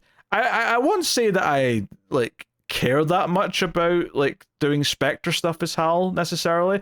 I think the most important thing here really is that by the end, Starbreaker shows up and recruits this being, this alien, into the Starbreaker Corps. So it's going to be part of the villain's team, and that seems to be the main thing that's come out of this issue, for the most part.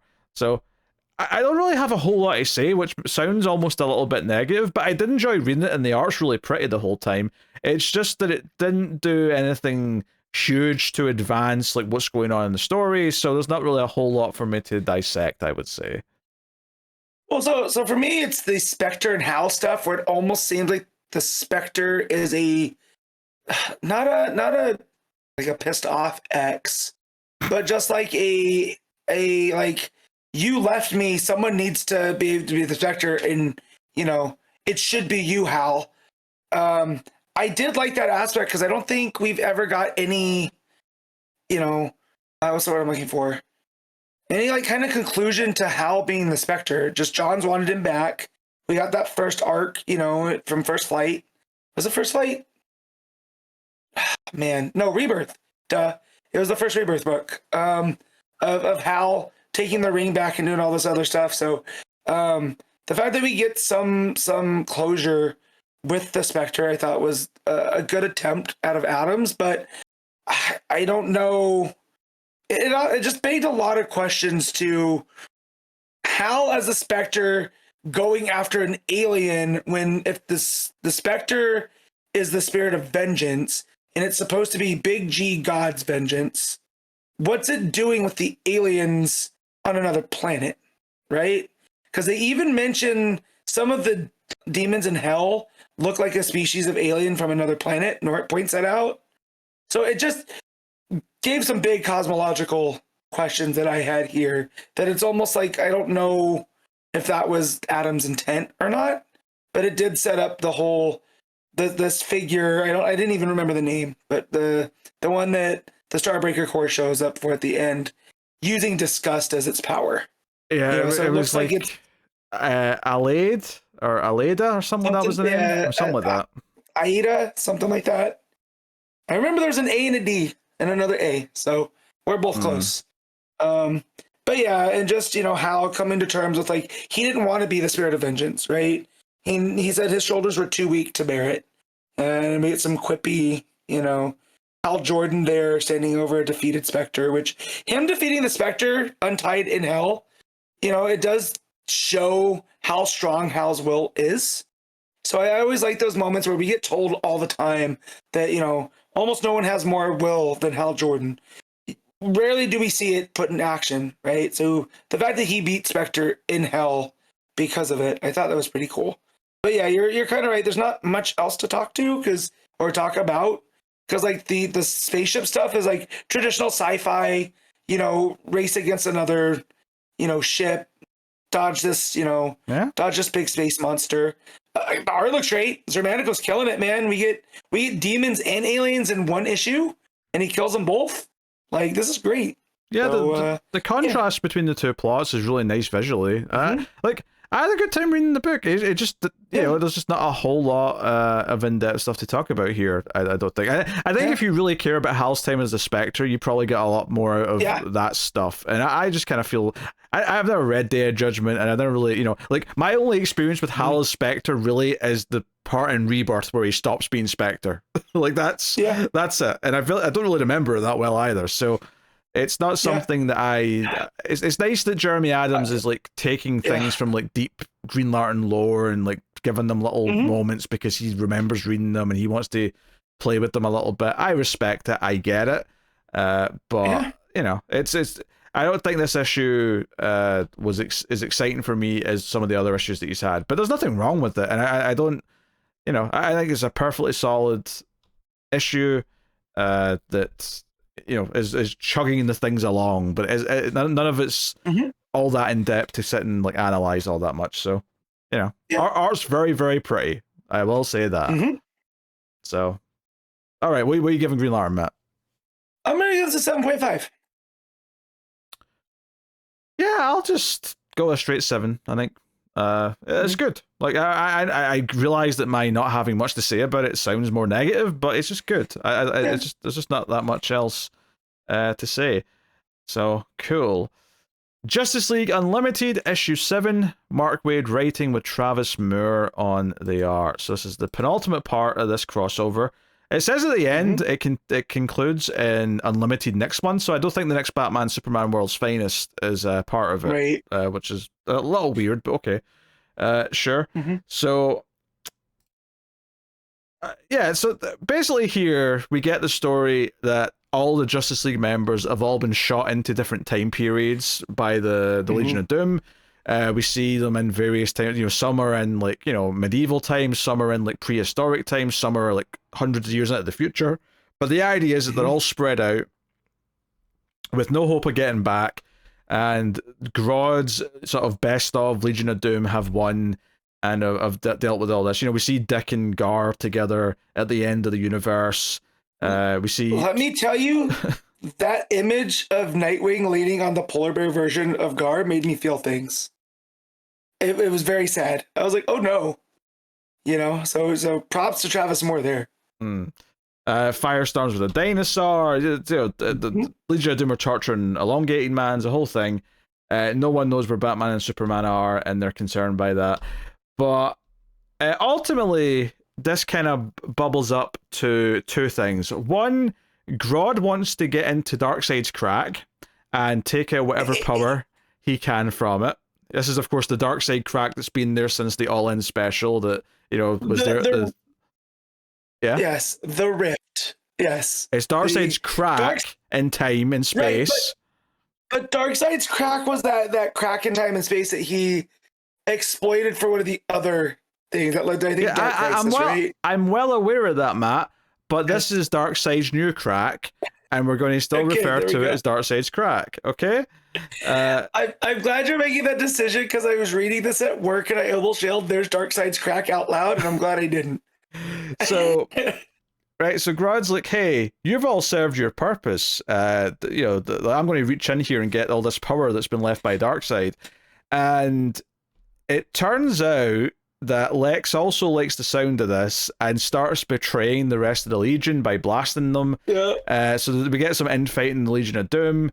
Well, this is going on, though. We get how the Justice League are all going to come back, which is that because they were all fired with energy from these guns that are made out of Airwave's energy, even though he's kind of dead, at least in the corporeal form, Airwave's still alive in the energy form, and he basically starts talking to all of the Justice League across every time and space, and they're all kind of hearing each other. They're pissed at him at first because they think he's a traitor, but he explains that he was tricked, that he wants to help them now, and seemingly he's going to be the key to getting them all back to their correct time period. So he does like a whole thing where he tries to bring them all together, although Darkseid's energy kind of starts to infest them, and he really struggles. So this leads up to a weird ending, though, where seemingly Grodd has gotten some weird Omega Darkseid powers because he comes out of a blast of energy with an Omega symbol on his head and sort of vague. It's not quite Omega beams, it's more like the energy around the crack, but he's got like that Darkseid kind of crack energy coming out of his eyes. Yeah. Dark side crack energy. That's a whole new sentence that's never been said before. Yeah, he's got the Kirby crackles going on with like the dots and the energy and that. He's got a big Omega symbol on his forehead, like he's an ape version of Charlie Manson. Yeah, definitely. Again, this book went places. Yep. And then the other big thing, of course, is the Airwave shows up, although not with the Justice League as you expect. He shows up with basically a bunch of weird leftovers. Like, he shows up with Batman Beyond, the Hook version of Aquaman, Abin Sur, Green Lantern. Robin does appear to be the young Robin, although I could be mistaken, but that's what it looks like. Jonah Hex. Some version of Batman with no sleeves. Yeah, that's the year 0 or whatever that was called. 0 year? From 0 year. There we go. That's the 0 year Batman. Ah, no wonder I don't want to remember it. Yeah. And then whatever weird blue-green Eclipso looking mother effer at the back there. Yeah, the one that kicked, was it Mr. Teriffic? Yeah. Yeah. From across from him. He looks almost like when you see the Super Skrull over in Marvel and he's got all the powers of the Fantastic Four. It's something similar to that where like one leg is like super hairy, one's just energy, then his upper right torso is green, upper right torso is blue. And he was on Jupiter in 2212. So I don't have no idea who this guy's supposed to be. But yeah, he shows up. Apparently he's a good guy. I'll take your word for it. Yeah, the one there's a couple things in here that I really liked is the idea that Airwave is seeing everybody at once. So it's almost like he's a being beyond time and space because he's connecting them all. So I thought that was a really cool moment, and we get like this greenish version of all the heroes that have been dispersed, right? That he's talking to. And then, Luthor's betrayal, right? Where Grodd's like, oh, only this, this rock from Apocalypse can channel the energy. And Lex blasts him and it ends up being a decoy like bomb and it blows up in Lex's face. I thought that was pretty funny because of course the villains are going to turn on each other. Yeah, I also like the gag where they're walking to the room with Darkseid's crack and Bizarro freaks out because a Bizarro arm like falls out of a portal in the ceiling, and he's like, that's weird, what's going on there? And they just tell him to ignore it, but then like a couple of pages later he sticks his arm in Darkseid's crack and it like cuts it off, and that's that's the arm that went back in time and landed on him like 2 minutes ago. I got a chuckle at that. I'm not hurt. I hate reading Bizarro, but that was funny. Him yelling that he's not hurt, meaning he is hurt. But yeah. This is like one of the weirdest things I've ever read by Mark Waid. And I mean read like the weird in like a fun way, like not a bad way. Yeah, I will say it's just I have no idea where this is going at any minute. I like kind of overall what it's doing. I do think it rushes through parts of it though. Like I feel like we could have had a bit more of the heroes being displaced and like building up to like whatever this is, and then this like weird like C team the Airwaves assembled because he couldn't get all the regular heroes back is like, okay, that's interesting, but I feel like most of these characters have not been in this book before now, so it's not like we've been teasing these various characters throughout the run in some way or another. They're just kind of randomly here. So it does feel a little bit like Wade's fallen into his trap of just loving to throw as many characters into action as he possibly can. But I didn't mind it. The issue looks good, obviously. Travis Moore's art's really solid, really fits the nice, colourful poppiness of everything. The overall idea of them all being displaced, I like. I think the thing I like most about this issue, though, was the infight in the Legion of Doom, and like Lex trying to make his play to get the power for himself, and it all kind of literally blown up in his face. Was probably that was probably the most fun I had, especially when one of them, I think it's maybe Grodd, says, "Give my regards to Two-Face," the implication being that his face is going to be scarred down on one side. So Yep. yeah, I don't know. It's such a weird crossover, and looking back now, it does kind of feel like the main story was mostly an Unlimited, but World's Finest was like this like ancillary extra stuff that made things make more sense. So I'd be very curious to see how it read without those World's Finest issues mixed in. Mm-hmm. Yeah, that definitely is curious, but it felt like those were more focused on Superman, Batman. Yeah. So you're getting more of their aspect of things. Because then we get a editor's note with Scarecrow, and like, oh, what happened with Scarecrow? And I was like, oh, well, Superman took him out in World's Finest last time. So they're definitely suspecting that people aren't reading it in order, right? If they're adding that editor's note. I guess, like in a weird way, though, I like that World's Finest issue we got last time a bit more than this, just because it had time to do some more human things, then it was more funny seeing them react to certain things, whereas this is just all plot, so there's no time to like stop and like smell the roses, as it were. So you know, that's what it is. What are you giving Justice League Unlimited? I mean, it's a straight 7. Yeah, I think I agree. I think it's perfectly good. I had a fun time. The art's really nice. But yeah, a bit fluffy, a bit lighter and fluffy now that we're getting towards the end, and you realize that there's not actually that much meat in the bone as well.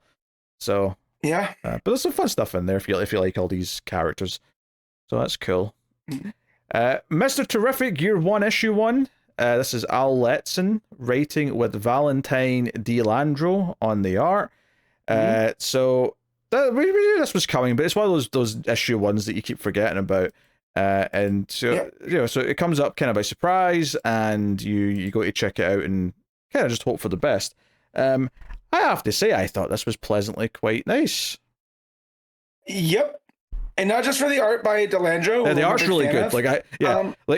Honestly, the only complaint I have is I think the first few pages where it's before we go into the backstory, because it basically does this thing where Terrific's like, oh, ever since Darkseid did that thing in the All-In special, like, there's been this energy or whatever. I have to go back to where it began.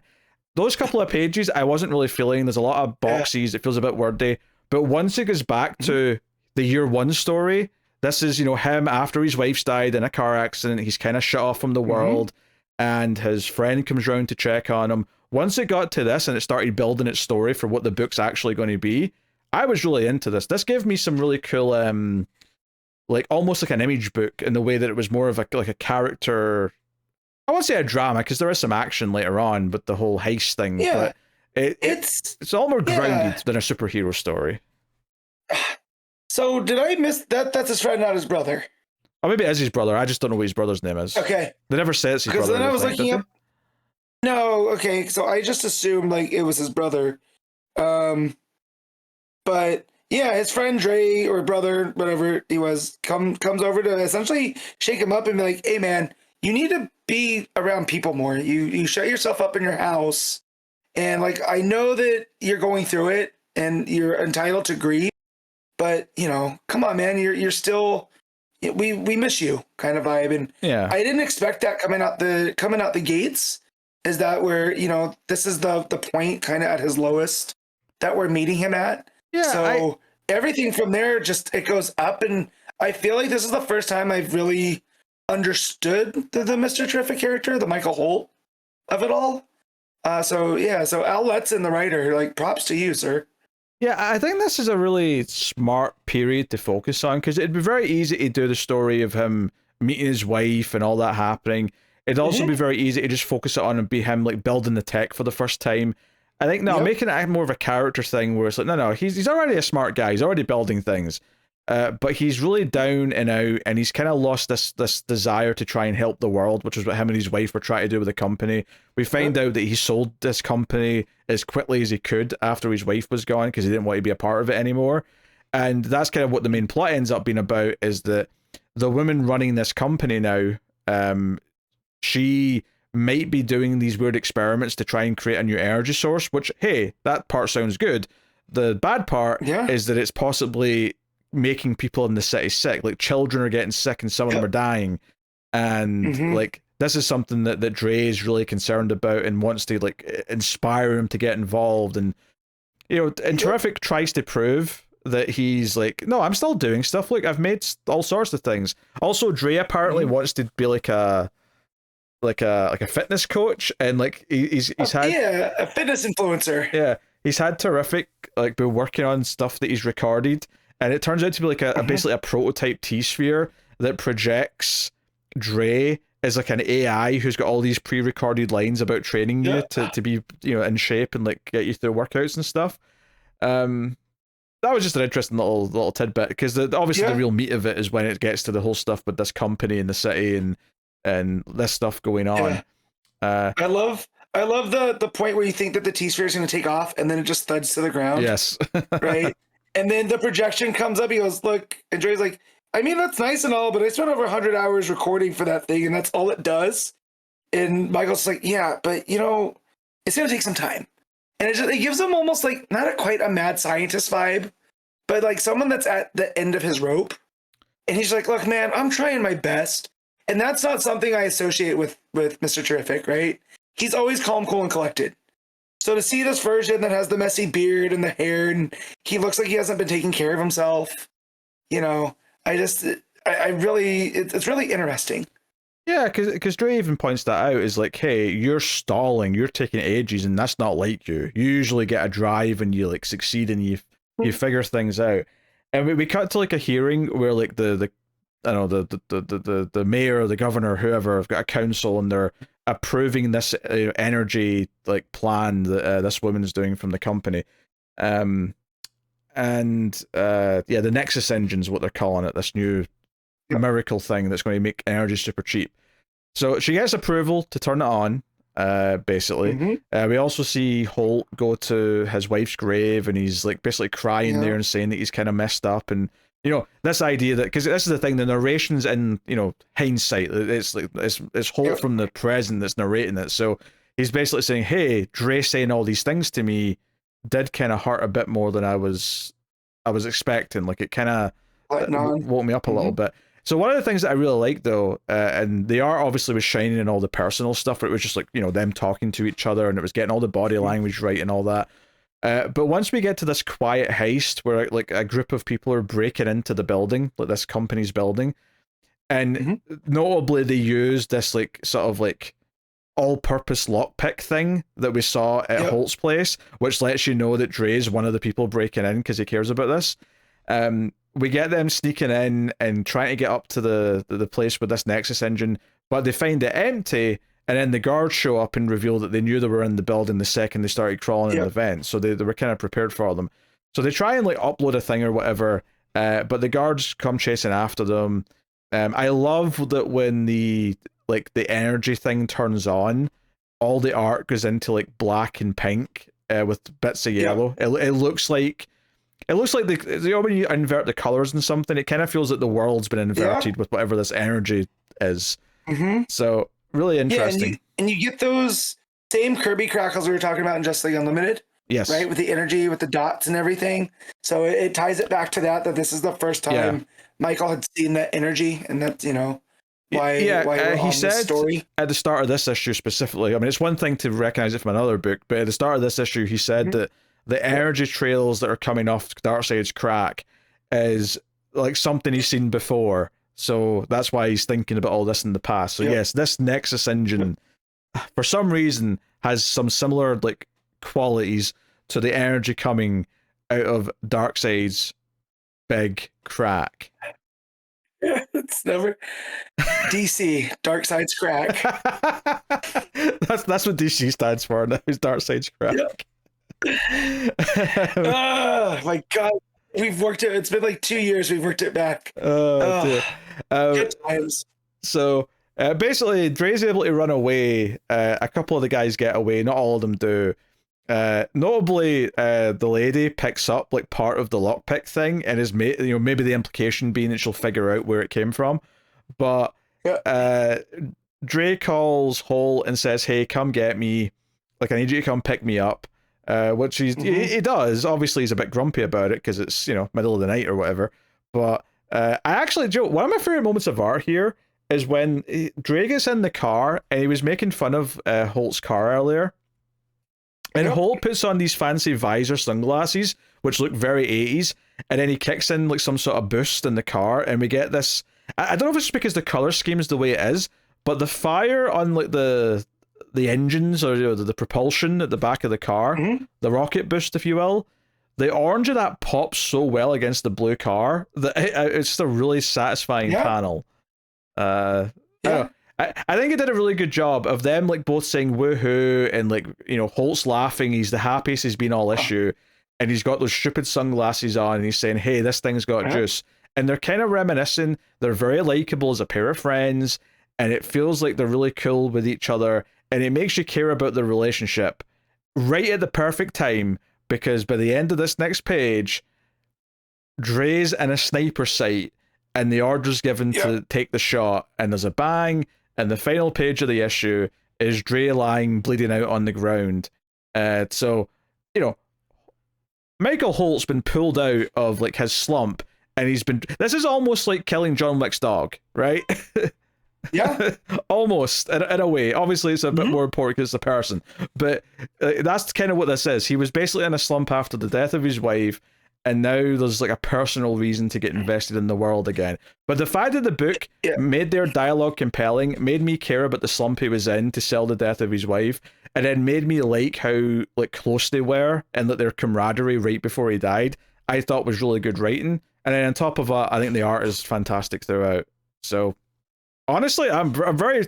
I didn't know the creators on this team. I was very surprised by how much I was enjoying this once it got going. Yeah, there's a couple other things too about the plot where when Dre's going on him for, you know, selling his company, he, you know, Michael's like, yeah, I just needed to get rid of it, and Prescott was there, and this is the lady that's behind everything. He goes, no, you were looking for like the first person, you know, you could have sold to Wayne Tech and all this other stuff, and so there's this built-in plot device that he can't speak out, right? He can't speak out against Prescott because there's a clause in the contract he signed. And so that's why he hasn't spoke out about the energy and stuff. Now there's this personal reason, you know, like Pete just said with the John Wick's dog of it all. Now it almost makes sense now why he has to put on a suit to go and push back against them, because he can't do it as Michael Holt, right? Because of lawyers and all this other stuff.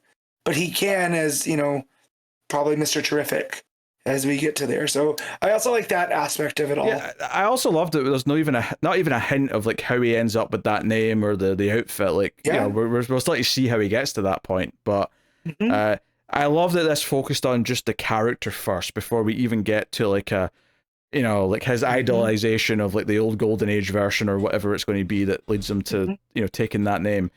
So, no, really cool stuff. Very, very surprised. Like, this was the sort of thing where I went into it thinking, oh, this is going to be one of these miniseries where I read the first issue, don't like it very much, and forget that it ever existed. And I'm like, oh no, this was one of the best things I read this week. This was very good. These names are on my radar now because both the writing and the art were very, very solid. So, oh shoot, all right, yeah, I did the same thing. I was like, oh, I don't maybe have time to read this. All right, I'll make coffee, and if I have time in between, and then, you know, time drug on. And I was like, all right, I'll read it. And I'm so happy I did because I really enjoyed it. Yeah. You know? Also, the writer, Al Letson, worked on Monarch Legacy of Monsters. So I don't know if you watched that, Pete. I did, yes. It was pretty good. It's pretty good. It's not like outstanding, but it was very enjoyable. I think pretty good's a bit too positive. It's lots of padding and kind of watchable at points, but I would not say I'd say it's watchable and no more. Look, I love Kurt Russell. Okay, if you put Kurt Russell in something, I'm gonna over. Yeah, but that's why people can't listen to you, Matt, when you're giving opinions about movies, because you get too. Yeah. If there's one thing that you like, you'll just say it was great, and that's not helping anyone. I didn't say great. I said it was pretty good. Don't slander me on that one. That's still too strong. That's too positive, frankly. So I liked it. And monsters and Kurt Russell and a guy on fire. All horses. Right. What were you rating Mr. Terrific year one? I mean, it was an 8.5. I thoroughly enjoyed it. Yeah, I actually think we go with a 9. I'm very impressed. All right. I liked it a lot. I am definitely in for issue 2 and likely the rest of the series, unless it somehow nosedives very quickly. But it was excellent. Yeah. So Hey, even if the nosedives, we'll get the Leandro art because this is all seeming like it's told in like you were saying in the past. yeah, So and that's who's doing the past art. So at least we have that because the Leandro art's really strong. yeah. I wonder if it's going to be like a case of where there's always a couple of pages each issue that's present day, where just it sets up like whole like going like to a new location. You get like a couple of pages of him narrating, and then you go back into the backstory again. A little framing device, but no, cool. All right. Well, Patreon book time. So every month on patreon.com/MailFuzzTV you can make me read a book of your choosing at one of the higher tiers. I've got a couple that I'm doing today, starting with Batman and the Outsiders issue 24, which there was a special last time, I think. This is 24 now. I think I incorrectly said 24 when I did 23, but I was just me getting the number wrong. So this is a pretty solid issue. It's doing some interesting things, and I love that it's keeping the ongoing threads going that have been a factor, meaning, Katana's kind of down in the dumps about Halo. Halo, of course, left the team last issue because she feels still weird about, discovering that she took over this girl Violet's body, and like that she's mortal now, and she kind of remembers what she is, but it's giving her all these weird feelings. And that ends up in like a bookend thing here, where at the start, Halo flies away from the rest, and she changes into civilian clothes, and she still feels guilty, and she's like, oh, I'm mortal as well now, I'm going to die in this body one day. It's a lot to take in. So as she's walking through Gotham, what I can only describe as a pimp approaches her and basically says, hey, you need some help. I've got a warm bed and like a place to stay, and gets all sort of handsy-feely with her. And it really feels like, if you've ever seen The Deuce, it really felt like, the recruiting process in The Deuce. But when she's sort of saying, hey, get away from me, and she's acting all scared, even though she's Halo, she could probably take care of herself if need be. Out of nowhere, a stick comes in, a staff, and hits this guy in the back. And this long blonde hair guy with a beard tells him to get away. The pimp pulls a gun, and he kind of like hits him in the hand with his staff, hits the gun away, and punches him. And he's all very smiley. And she's like, hey, you don't look like you're from around here, because he's wearing kind of this weird outfit. And he's like, oh yes, I'm with a commune upstate, a place for young people who are in trouble, no questions asked. And immediately Halo says, oh, can I come with you? I could work, to earn my keep. And he's like, oh, we'd be delighted to have you. On you come. And him and his followers, along with her, go into a van that says Eden on the side of it. And I'm like, this is a cult. Run, Halo. Run. Yeah, I was getting cult vibes already at this. Don't worry, the cult vibes are going to intensify at the end when we get the epilogue of the issue. Don't you worry. Big white van that says Eden on the side? Absolutely not. At the very least, I was thinking hippies, because it's got like Eden, and then above it's like a sunrise. So there's like flowers painted all over the van, and I'm like obviously the pimp was an obvious threat. But I feel like this is the threat that smells at you first. This is the smelling threat that tries to lure you in. That's what this was. But the main bulk of the issue is following the team at the zoo. Oh, hell yeah. And one of the main focuses is that Rex is meeting up with Sapphire, not Star Sapphire, just Sapphire. Okay. It's an important distinction there. And he's all happy to see her, but the plan is that Simon Stagg's going to be there as well. She wants her future husband and her dad to hash things out. That's what they're going to do. I need to let a cat out, so you say some bullshit, Matt. I don't know what. Oh, yeah, that's fine. All right, so they're at the zoo. Also, if Batman's there, I feel like maybe this is a bit of the inspiration for Absolute Batman, going to the Gotham Zoo. And because it's the Outsiders, I'm sure everything's going to be perfectly normal, and there's not going to be bad guys trying to either free the animals or attack the zoo. Yeah, well, so that's going on, right? Also, there's a weird timely thing here there's some guy reading the Gotham Gazette. It's actually our first hint that there's something afoot, because he takes out a walkie-talkie and says, "Hey, Mr. F, target sighted." So whoever this is watching Rex and Sapphire. Someone's following them and reporting back.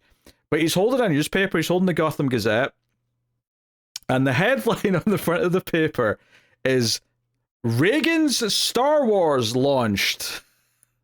Which, if for those of you who don't know what this is, there was a proposal at one point in the 80s to launch a giant system of satellites that would be laser beams that would shoot down missiles. Nuclear devices. Yeah. Yep. It was called the Star Wars program. It never actually happened, obviously, but, you know. Yeah. Comics. Well, in DC it did. Yeah. Yes. DC it did. They got Star Wars. Yeah, not Washington, D.C., just to be clear. Yes. DC Comics, Dark Side's crack. Dark Side's crack, yes. So, you know, the others are kind of going around, and Katana's upset. She's kind of moping around, and, you know, Black Lightning and Geoforce are in their civvies, and they're kind of talking about what's going on. Bruce Wayne is here because he donated to the zoo, and like he's up on stage yawning as like the zoo manager, whoever, is like, "Oh, thanks to Mr. Wayne, we could get a Komodo dragon." So we see this Komodo dragon come out. Hell yeah. Did a 14-year-old boy write this? This is great. Hell yeah, Komodo dragon. Oh dear. So in the car park, Simon Stagg's in a van with some like henchmen and his like assistant character, right? And the assistant's like, "Hey, sir, maybe you shouldn't go out there alone." And he's like, "You buffoon business manager, you're not, like, this isn't business. This isn't my professional life. I'm going out there to speak to my daughter. I'm going alone." So he goes alone, and he's happy to see her. But immediately, him and Rex start like sniping at each other and saying stuff. And because Simon sits down, he's like, "Hey, I understand you intend to marry my daughter." And Rex is like, "I don't think you do understand. I don't intend to do anything. I am marrying your daughter." And then immediately, like, Sapphire's in the middle holding them both back as they're like ready to rip each other's heads off. Which is quite funny, because obviously you typically side with Rex because Stagg's kind of the, you know, kind of almost evil guy, right? But this really presents it where no, they're both acting immature, and like Sapphire gets all stern with them and says, "Now stop it, the both of you. We're going to discuss this like adults." And they both sort of in unison go, "Yes, ma'am." So they play it for comedy. It's all very lighthearted and funny. So the big thing of the issue, well, other than Katana staring at the chimps and being like, "Oh, the chimps, like, look at them loving their own children. They'd be heartbroken if someone took their child away from them." Like, "Oh, Halo, my daughter's gone. Oh, no." Yeah. Keep the sword away from the chimps. We do not need a chimp wielding Soul Taker. Hey. It is pointed out, and you can see it in every panel. It's in a case, but she's got her sword with her the entire time. It's on her back. She does not let that thing out of her sight. Good. I'm glad. Just don't let the chimps get to it, all right? I watch Chimp Crazy. They don't need swords, all right? Anyway, gunmen show up and storm the zoo, take over the control center, and they point guns at the outsiders. And once the civilians are kind of out the way, Bruce, you know, switches to Batman. The outsiders like kick a bunch of the gunmen and like get into their costumes. So, you know, normal stuff, right? Normal superhero stuff. You know, there's a bunch of dodging bullets. There's a moment where Geoforce has to make a bunch of elephants dizzy with his powers. So that's kind of a fun bit. But maybe the highlight of the action is that a little girl falls into the Komodo dragon area, like the pen. And Katana has to go down and protect the little girl. So she gets to be like a mum for a second and be like, "You will not harm this girl," and like swipes her sword at the Komodo. And the parents are all happy to get her back. Although she's still moping though at the end of it because the mum says, "Oh, I don't know how I could ever thank you." And Katana's like, "By never waiting to tell her how much you love her. For then it might be too late." And she walks off. And I'm like, "Katana, I get it. You're upset. But come on now. You've been a little bit..." Anyway, there's a whole bit as well where a bunch of the gunmen go into the aviary and one of them's like, "What's an aviary anyway?" And one of the other guys goes, "Oh, it's where they keep all the birds." And then they turn on their light, and Batman's standing there with bats around them, and they go, "And bats! Oh no!" So that's a fun moment. It's a fun bit, and I like the art as well because they do the whole thing where like the light from the match that the guys lit sort of lit Batman with like a harsh yellow light like against all these blue. So it pops really well. It's really, really nice.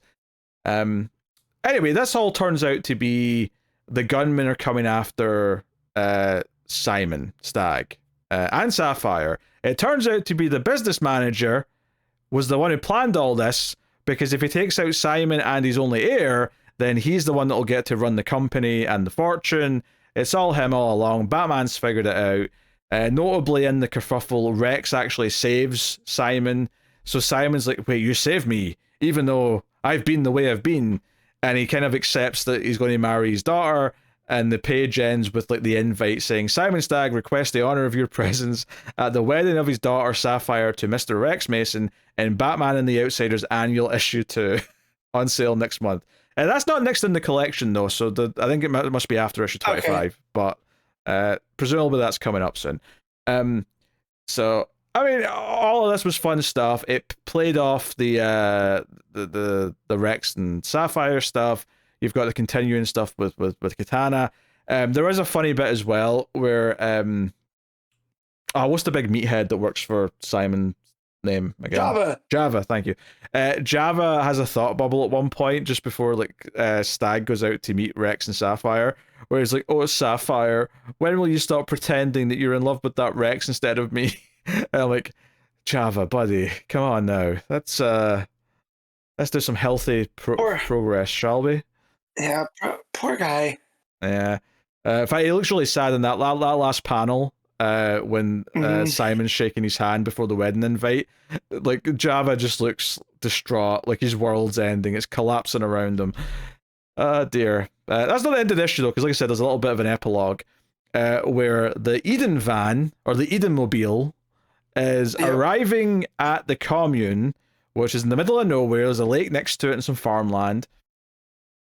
And notably, the blonde hippie guy says, "But once you're there, you'll never want to leave," which is almost menacing. But they get out. He's like, "Hey, come and see the Great Hall." And they go into this big hall. And he's like, "Oh, she's like, I can see why you call it great." And he's all excited. And out walks their leader. And like, it's not anyone I recognize or anything. It's not like it's a villain reveal per se. But he comes out and says something about what does he say here? He introduces the woman next to him as Sister Eve, and "I am Brother Abraham. I am your friend." And it says next issue, "A serpent in Eden." But he has a bit of a cult look to him, and his staff has like a snake head on it. So there's dodgy things going on here. What kind of snake? Is it a cobra? Oh, it could be a cobra. If there's a snake team and it's not Cobra, and there's another snake cult in DC, I would be shocked. Now that you say it, his waistcoat is green, which I would associate also with Cobra. But yeah, I mean, I don't know. But Halo has got herself into another kerfuffle immediately. Yep. Up until you said snake staff, I was thinking, I'm like, oh, is this Church of Blood stuff?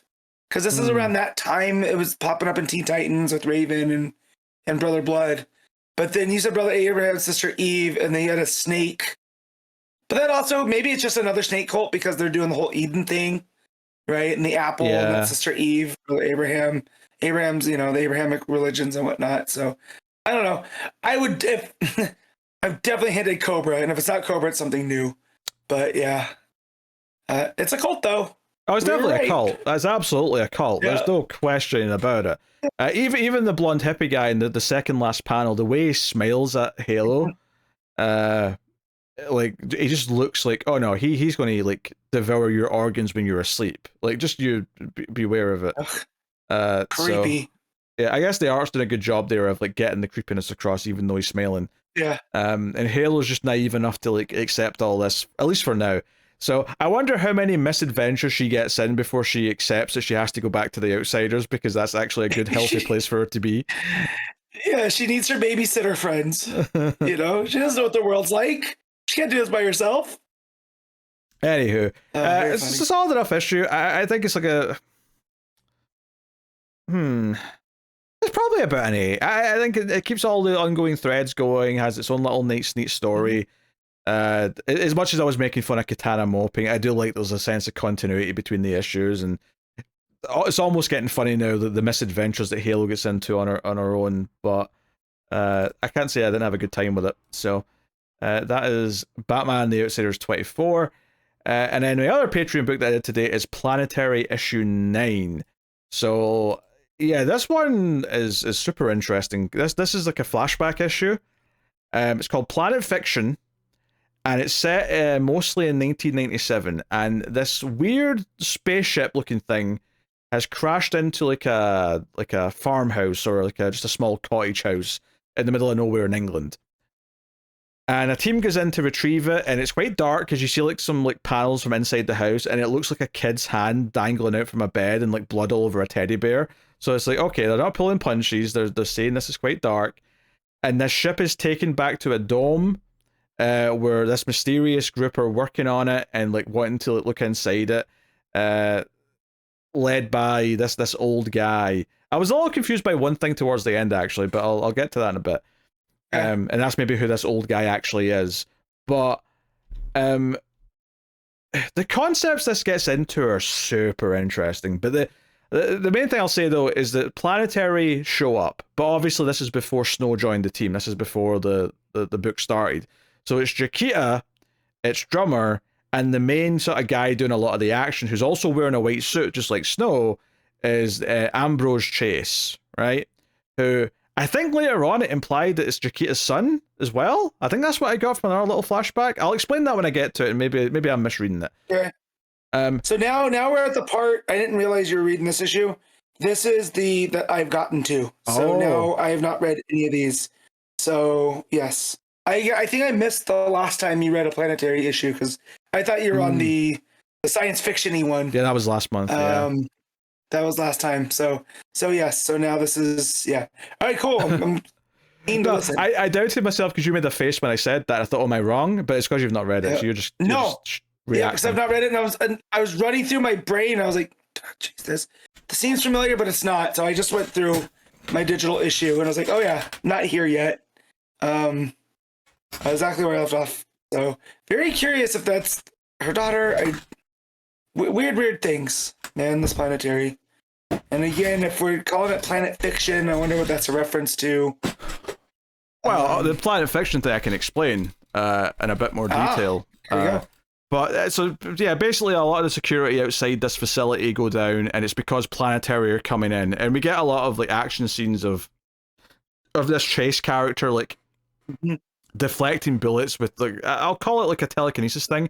Although it seems that later on he can stop time, and that's one of the things that he does is he stops time, like fires a bunch of shots, and then like restarts time again. So he's basically like taking shots at everyone in the room, so that when time goes back to normal, they all just like get shot. So it's really cool visually in the art as well.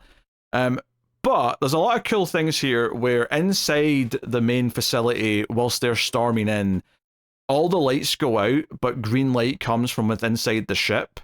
And they talk about how there was 3 astronauts, or not even astronauts, like they didn't use that word, but like 3 crewmen inside.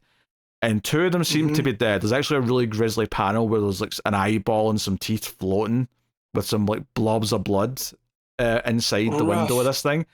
And we keep cutting back to the others and like them fighting a bunch of guards and stuff. And, you know, again, a lot of fun action. This chase leaves a big impression for being like a kind of a first time thing.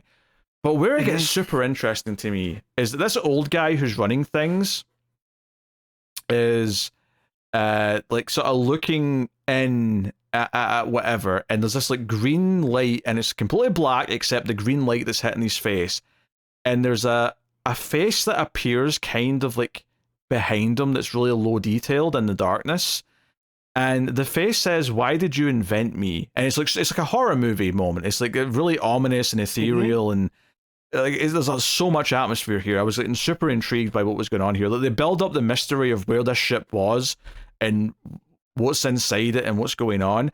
And like everyone around this old guy is dead. This thing that was inside the ship that came out, this being, like went around and murdered everyone in the room. There was like tons of guards in the room with this old man, and they're all dead. When the lights come back on, there's just bodies around them everywhere, and blood everywhere. So basically, what we get to when the old man kind of explains some of it to him is this idea that people on Earth are obsessed with fiction, and that it's so tangible that, you know, we basically sent a ship to a fictional world to see what we could get, right? Because he says, hey, do you have cinema where you're from, moving pictures? We have a strange relationship with our fiction. Sometimes we fear it's taking us over. Sometimes we beg to be taken over by it. That was the initial idea of this project, to create a fictional world and then land on it. So somehow this science experiment was to create a living fictional world that formed from scratch. But seemingly, when they've went to it and like something's came back with this ship, one of these fictional beings, who obviously doesn't operate like a normal life form, like I don't know if it's correct to just say it's pissed, that it's angry, that they've created some kind of weird monster, that the fictions came alive and it's doing all sorts of unthinkable things. But obviously, so much of this book's doing like meta things and talking about how we interact with stories and fictional worlds. But this is no, they literally made somehow a fictional world, planet fiction, sent a ship to explore it, and it's came back and ended in this disaster. Absolutely fascinating. This book's really good at giving me cool ideas to work with. It sounds very Morrison, right? With the whole meta, and I mean, you read Animal Man, and it feels like very much like that we interact with fiction, but then fiction also interacts with us. So it's a two-way street. And yeah, that's what this all sounds like. It's very, very brain-breaking if you overthink it. Yeah, no, it's great stuff. And then basically this old man knows that Chase is coming, and says, I need the element of surprise, and he's able to pull a gun out of one of the, like, you know, the guards that are lying in front of him and shoots Chase. This seems to be the death of Chase, right? Which I guess makes sense because he needed to be replaced.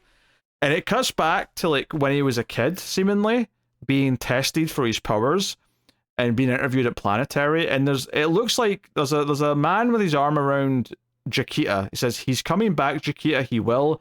You've just got to hang on. And I think the implication here is that Chase is Jaquita's son in some capacity. Especially since when it skips ahead and he's grown up in 1994 and he's older now, he's been accepted onto the team, and the mysterious fourth member, the fourth man of Planetary, kind of enlists him and says, you're on the team now, wear a white suit, I like a white suit. And it's all very ominous, you don't get to see who this is.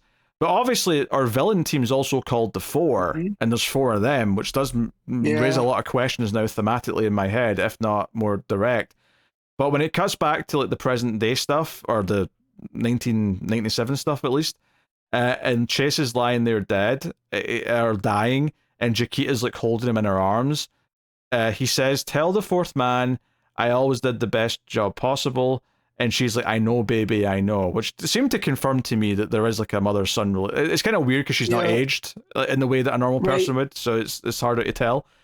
And there's even a point here where the old guy says, hey, we're living in a science fiction story, and the black guy always dies first in those. Like, he says that after he shot him, which is super, like, again, dark and on the nose in a meta way. Damn. I know. So... yeah, he basically vibrates out of existence whilst Drummer's holding him, and Jaquita goes for the old man and like punches like the gun like into his hand, which I know sounds weird, but like it's basically as if she's like smushed the gun into his hand, and it, like his hand breaks and there's blood everywhere. So he's standing yelling about this, and he's like, "You're treating me like this, like I'm the villain." Blah blah blah blah. But yeah, he basically says, like, you can't kill me. If you kill me, then all this stuff that I discover, the fictionauts, that's what they called them, the fictionauts, in that vessel, like everything we learn from that and the stuff we discover for years from now that's going to be important to end your story won't happen. There'll be no ending. So he basically tries to argue that he's got plot armor and that what he's going to do is important, so he has to live. And Jaquita reaches out her hand and says, "We're archaeologists. We'll dig up your work in a couple of years, the end." And her hand comes towards like the camera, as it were. And then what's interesting is the last panel of this book is just a black box with the following text in it. 4 separate sentences. In 1997, the fourth man was missing in action. Okay? We don't know who the fourth man is, but they're missing in action. Second sentence. Elijah Snow has never heard of Ambrose Chase. That's a really weird one to me, because like it makes sense that he wouldn't have heard of him, but why is it pointing that out? That's the interesting part. Why are you telling me that he's never heard of him? I would have assumed he'd never heard of him, except for the fact that you're telling me this, which makes me think there's more to it than that. Third thing, Jaquita Wagner was already a member of Planetary when Ambrose Chase became the third man. That makes sense, I guess. Drummer, Jaquita, and now him. And then the last sentence, the fourth individual brought back from the sample return mission is still at large. So that's the survivor from the ship that killed everyone else in the room. This fictional entity. Yeah, well, but I think they only sent 3 though. I think this fourth entity wasn't the one that went with them. Was the person that came back? Yeah. Right. So from the fictional world. Which I cannot wait to get more of this thing. Like this like fictional being that's like going around like a ghost. Yeah. I want more of that shit, like into my veins. This was a great issue. I was all over this. This was one of these issues where just every single idea kept making my brain just like fire, like in every way. Where I'm like, oh, this is a great idea. Oh, this is a wild idea. Oh, this is super atmospheric. Like that panel where the fictional being appears in the darkness and just says, "Why did you invent me?" is super ominous. Like I love that moment. This might be the best issue of this so far. Yeah. Might be. There's been some really good ones, but I think this one and the one that explained or set up the backstory of the 4 are my 2 favorites. But when it really gets into the cool, like otherworldly science fiction and we don't quite understand it, once it starts getting into that, really cool. So I don't know what to make of all those sentences at the end yet. Hopefully it'll all click as I read more of it, but we'll find out. But this was really good, so I look forward to the next issue. Ooh-wee. That's a lot. Yeah, it's a lot. So up to you, Matt, if you want to have read the next one by the time I do it. I'm going to keep going. I'm going to go back and fully read that one, and then I have the second one before next month. So, yep. Cool. Or the following one, not the second one. All right, well, that takes us out of the last part of the show where we pick our favorite stuff of the week, favorite panel/moment, favorite cover, favorite art, and of course, top 5 books. So, Matt, what is your panel/moment of the week?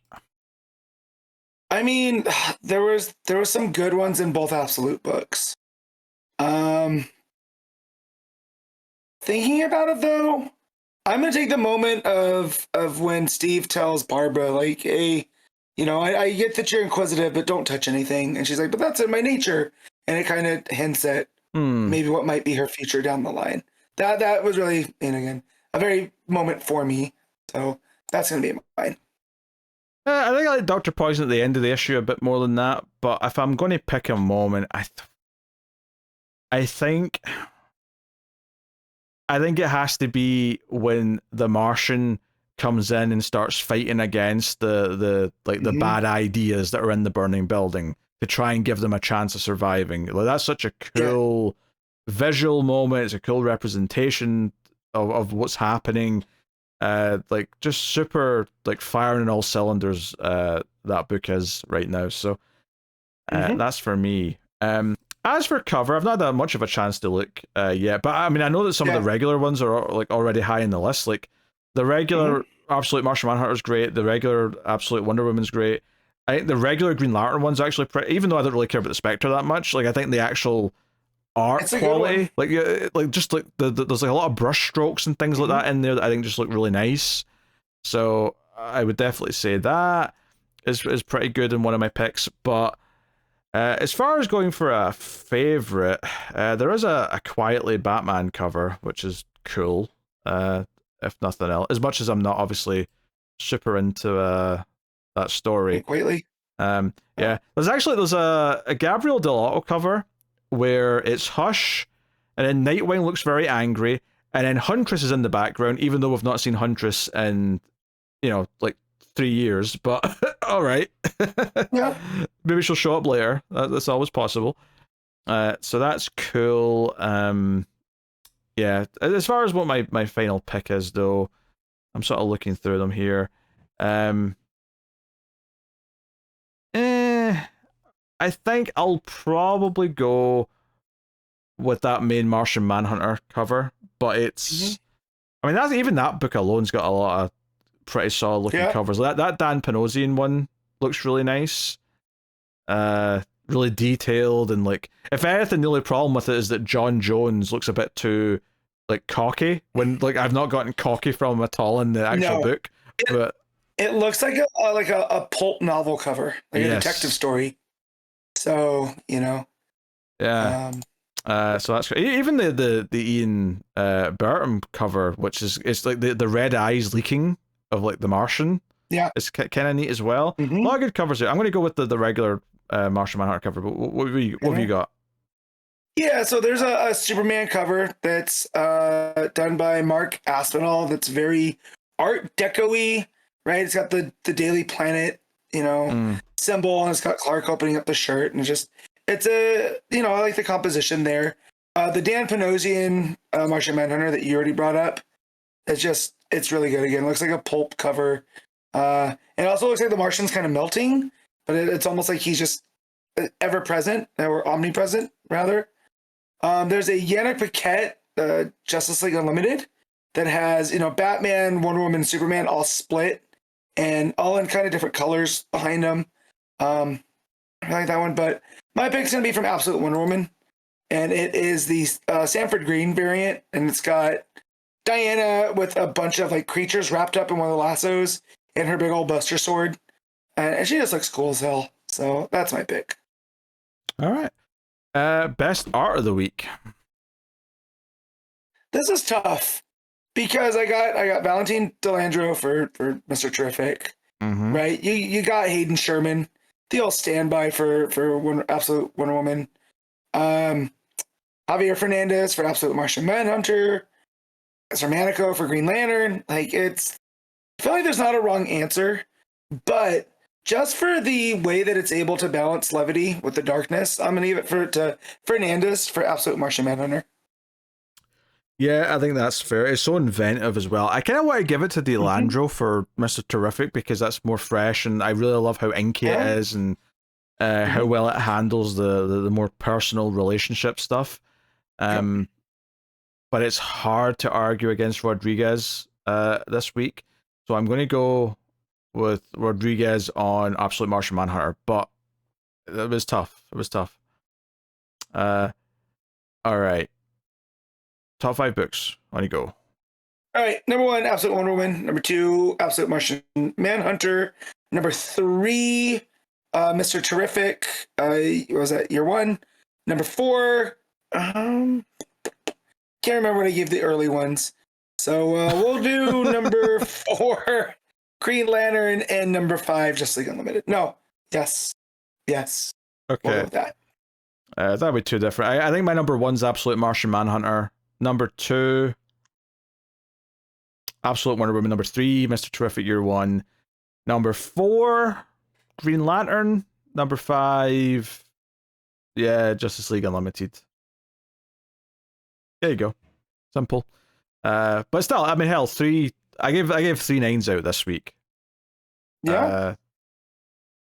So, well, 2 9s and a 9.5 technically, but hey, that's even better. So, not a bad week for me, even with the stinker of Batman rearing its head. 2 good Patreon books as well, so not too shabby in Peterville. But let's have a look and see what's coming next week from DC Comics. We have Absolute Superman issue 8. We have Absolute Green Lantern issue 3. Poison Ivy 34. Batgirl issue 8. Birds of Prey 22. JSA issue 8. We got Justice League The Atom Project issue 6. Resurrection Man Quantum Karma issue 3. Secret 6 issue 4. We have Justice League versus Godzilla versus Kong 2, Yes. issue 1. The DC Pride like $10 80-page specials out next week as well.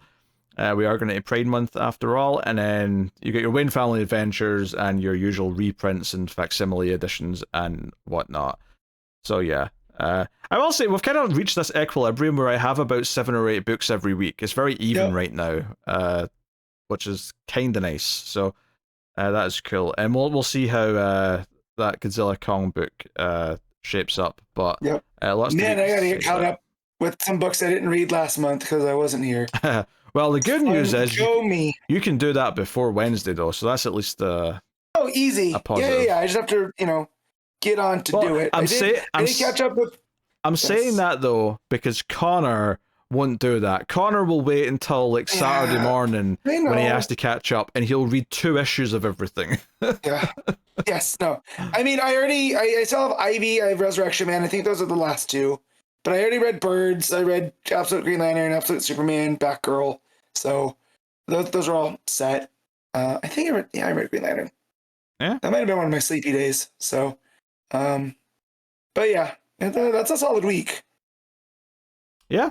So we'll see you next week for that. Obviously, that kind of brings us to the end of the show, but you can let us know what you thought of the books in the comments or on the Discord. You can support the show with monies over at patreon.com/MailFuzzTV, but you can also subscribe, all the usual things. All of it does help a good deal, so thank you very much for joining us. We do appreciate it. Keep reading DC Comics, and remember to never get lost in the Speed Force.